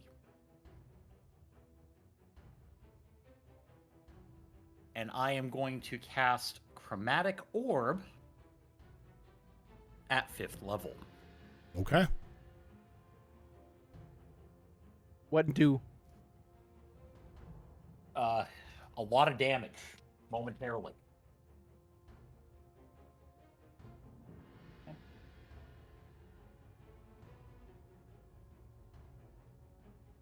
That is an 18 to hit. That 18 most definitely hits. All right. So that is going to be, if I'm mathing this right, 3, 4, 5, 6, 78 plus 2d6 cold damage. Jesus.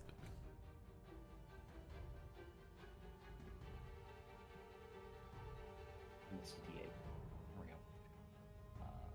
So here's those. Not amazing, but I'll take it. 10, 20,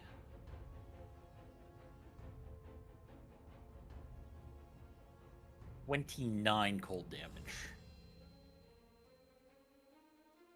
As the chromatic orb reaches out and touches the plant, you could see this frost begin to slowly travel up the base of it all the way up to the tip top as it freezes.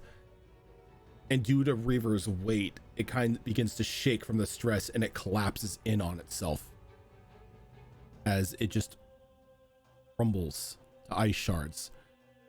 And as it does that, you can see all the smaller ones that are in the room sort of seize up and fall to the ground lifeless. I'm glad that worked the way I thought it would. Okay. I would Those like of to you start- those of you who were enthralled by the song, I need a Constitution saving throw. Uh-oh.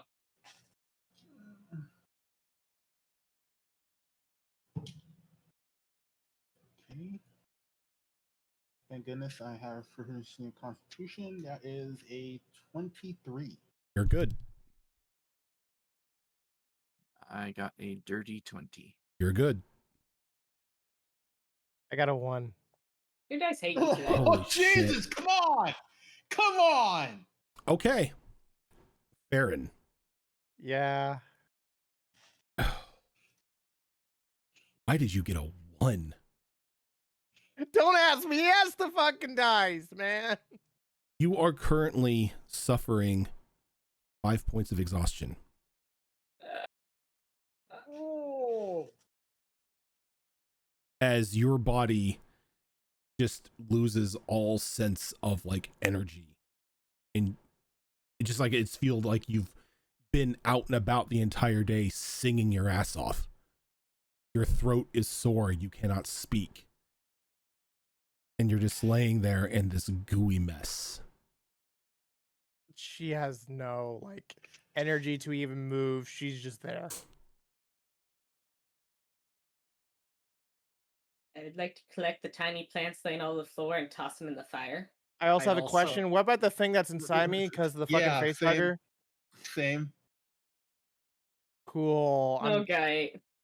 Thanks. I appreciate that. I am going to be shitting plants for weeks. But yeah, also the two of you don't know that plants crawl down your throat, but Yes. But those of I us that actually do- would have saw the one that Yep. crawled Yeah. down Dorngul's throat. and Amelia would have saw what happened to well, you would have also seen what happened to Farron as well. The both of you would. You and Amelia. You wouldn't know how to induce vomiting.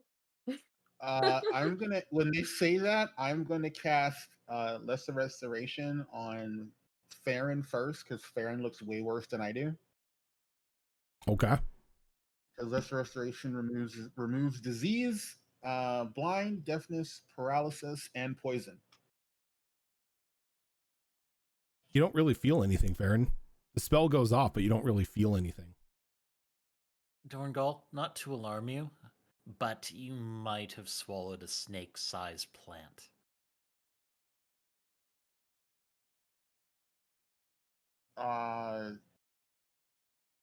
That's not Well, good. both of you did. I'll motion towards Farron. All you hear from Farron is rest. Yeah, Farron's just kind of out.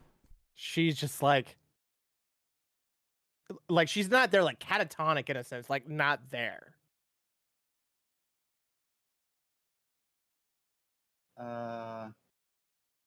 That's not good. I'm gonna cast Lesser Restoration on myself as well. Spell goes off. I mean, you didn't really feel any different to begin with. You were just told something crawled down your body, but casting it, you really don't feel anything. Oh crap! Alrighty. I am going to ritualistically cast augury. What? Oh, is it? Okay, let's see. You receive an omen from an otherworldly entity about the results of a specific course of action that you take within the next 30 minutes. And I Wheel am for good going. results, woe for bad results. Wheel and woe for both good and bad. Nothing for results that aren't especially good or bad. The spell doesn't take into account any possible circumstances that might change the outcome, such as casting an additional spells or loss or gain of a companion. Okay, so this is pretty much, if I do this, is it going to be good? Yeah. Probability. And me and my friend still in danger from plant thing that crawl down our stomachs.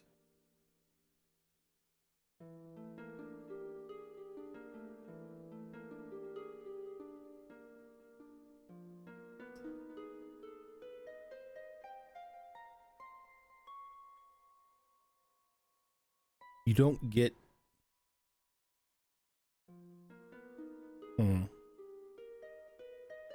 It would be wheel and woe.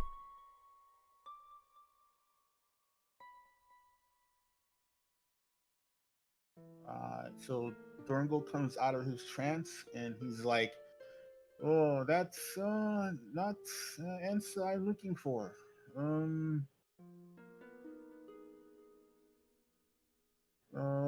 This is bad. Uh, well, I'm not sure how bad it is. We are in and not in danger. Me and the Farron. So I don't know uh, what is going to happen. I commune with the spirits, and they tell me that we have weal and woe from this thing that crawls inside of us. Um, so my spell, it does nothing maybe or lessens what might happen. I don't know, but something bad and something good is going to happen. I don't know how bad the bad is, but I am quite concerned. I have seen uh, parasites before. It is not good. Uh, Very large range of bad things can happen. And if you Such asked as a about two giant people, plant growing out of your chest and taking over your corpse's soil. yeah, That could be on the list of woe. I don't know for sure. I It imagine. does not tell me degree of woe. Just there is the woe. I also Make imagine it it could be immune. that one of you gets something good and one of you gets something bad. We could try and make them vomit, but I imagine it takes a pretty hard hit to make them vomit. I don't know if we really want to go beating up Farron right now. Well, if it's not poison and it's not disease, uh, the Pregnant. spell I cast, the spell No, I but it cast. could still grow without being poisonous. So Well, that's my concern. Something might happen to us. I don't know. I don't feel anything in my belly, or inside my throat, or anything like that. And I don't feel urge to puke. You know what? I am going to go outside and try and do the throw up. So I'm gonna go out. So you go I'm gonna go. to like the front door, going to move it in. You feel resistance against the door as you have the assumption that at the moment you're snowed in. Uh, Refrigerator time. I want to go to the window where the bathtub fire is. Mm-hmm. Is the snow up to the window or past the window? It's like just below the lip of the window. We are snowed in. So I'm gonna crawl my way out of this plant gullet. and then do the wet dog shake. If you're willing to rely on chance, perhaps I can help. I mean, unknown danger, known danger. Danger is still danger, my friend. Well, this seemed to work when Therian used it. And I kind of nod towards the war horn on my side. Oh god. God, I forgot what that thing did. I forget the Nobody specifics, but it was knows. not a great thing. It's a roll on a table, and I have no idea what the table is. But I it did approve. really good things when Therian used it. I'm close to dying, and you want to blow a horn? It's like ringing a bell. Not true. Oh. Oh my god. So you know what? Yeah, because that's right. Because every time Therian blew the horn, only good things did happen. I mean, it And was they blessed were- by the tree mother. They were random, but I don't know that. Character perspective, yeah, every time we blew that horn, something great happened. You know, It's kind of like the deck of many things. We kept getting good pulls. We all thought it was a great Yeah. thing. we kept pulling from it because we're like, oh, it's great. Because Therian had it. That was the greatest day. Rojan's losing his mind. He's like, "What the fuck? I have all the bad things in here. You ain't touching them." yeah, I'm trying to find the The table war horn? for it. The warhorn table, yeah. I tell you what, to be safe, I go into other room where Theron took the bathtub, and I blow the horn in there. So if something happens, bad only happens to me. Is that okay? Well, I do believe I have to be the one to blow the horn, but I'll go with you. Oh, okay, that's Well, fine. Seeing how we need Reaver to get to where we're going, you might as well just do it here. Wait, hold on. So Darngle's going to help Reaver blow his horn in the bathroom? No. Is that what I heard? No, No. Reaver is blowing the horn. Reaver is boring his own in the bathroom with Dorngal watching. There you go. That makes it worse. You're welcome. Are you guys gonna hold hands? I don't have hands. Pause? I don't know. Trying to see if I have that list here. Although when I go into the room, I will see the hole, and I will try and make myself throw up into the hole. All right, can I get a Constitution check? A Constitution save, I should say. Actually, I don't know if I want to fail or save. I was like, oh, it doesn't matter. It's like, it is what it is. Okay, that's going to be an 18 because I know I have an 8 on that save. All right. Okay, so you don't get a point of exhaustion trying to induce vomiting. But Yay. try as you might, that plant doesn't come up. I'm not putting a small kitty paw down your throat trying to pull it out. It's not happening. You can try Mage Hand, though. Oof. Oh no. Sounds uncomfortable. It does, doesn't it? Is it on my drive? Sorry, awful idea. And apparently I don't have a filter today. Yeah, Dorngal will, step outside the door and he's like, well, I put my paws far down my throat as I can go, and nothing wants to come up. So yeah, Before we do any blowing of the horn, let me see if I can detect anything. I'm more sit down. I'm more ritually cast detect poison and disease. There is no poison or disease. Okay. Oh. You're not poisoned, nor do you have a disease. So, do what you need to do. I cast the lesser restoration. So I mean, if we were still poisoned or diseased, that'd be very bad. Because then that means I need to use greater restoration, and I don't know that to spell yet. It's beyond my grasp. I mean, I know it, but I'm not prepared to cast it. We'd have to try it in the morning. I'm just laying there in this mucus. Yeah. Yeah, you are. I love everyone. Everyone just leaves her there. Just like, don't like, are you okay? Can I help? No, they No. just left her there. Yep. Well, I mean, still standing right next to you. Dorngold So- did cast, lesser restoration on you. So Okay. I mean, As I didn't realize Reaver it was is there. contemplating blowing the horn, that is where we are going to end for this week. You don't have the table. I need to find the table. I have it somewhere. It's in one of my numerous notebooks. Okay. The thing is I need that because one of the roles is it wakes up a world dragon. So Yeah. oh dear God. I we need to remember what number that is. I thought that do- was a sequence of events that had to happen. I had in my notes that I have to destroy this crystalline dragon slayer sword and then blow the horn to wake up the dragon. Oh, that's only for that dragon. Oh, okay. That's another world dragon. it's fine. That's fine. I need to It's live. I know totally fine. draconic. But that is going to do it for us today, everyone. Thank you so much for tuning in as we kicked off with episode 1 of Into the Wildlands Part 2, where we almost had a TPK. But yes, so That's my luck.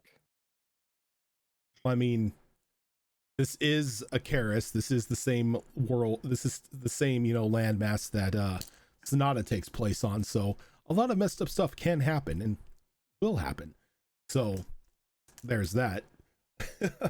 But this is not the only show that we do. Upcoming this Saturday is another episode of our Pathfinder 2 Extinction Curse campaign run by Azarin. Up on Monday, we have another episode of Chimera Collective kicking off at 7:30 Pacific time. And then we'll be back here on Tuesday for episode 2 of this little mini adventure to see what happens when a certain warg blows a certain horn that was given to them by a certain tree mother. But for now, everyone, we are going to head on out. Thank you so much for tuning in, and catch you later.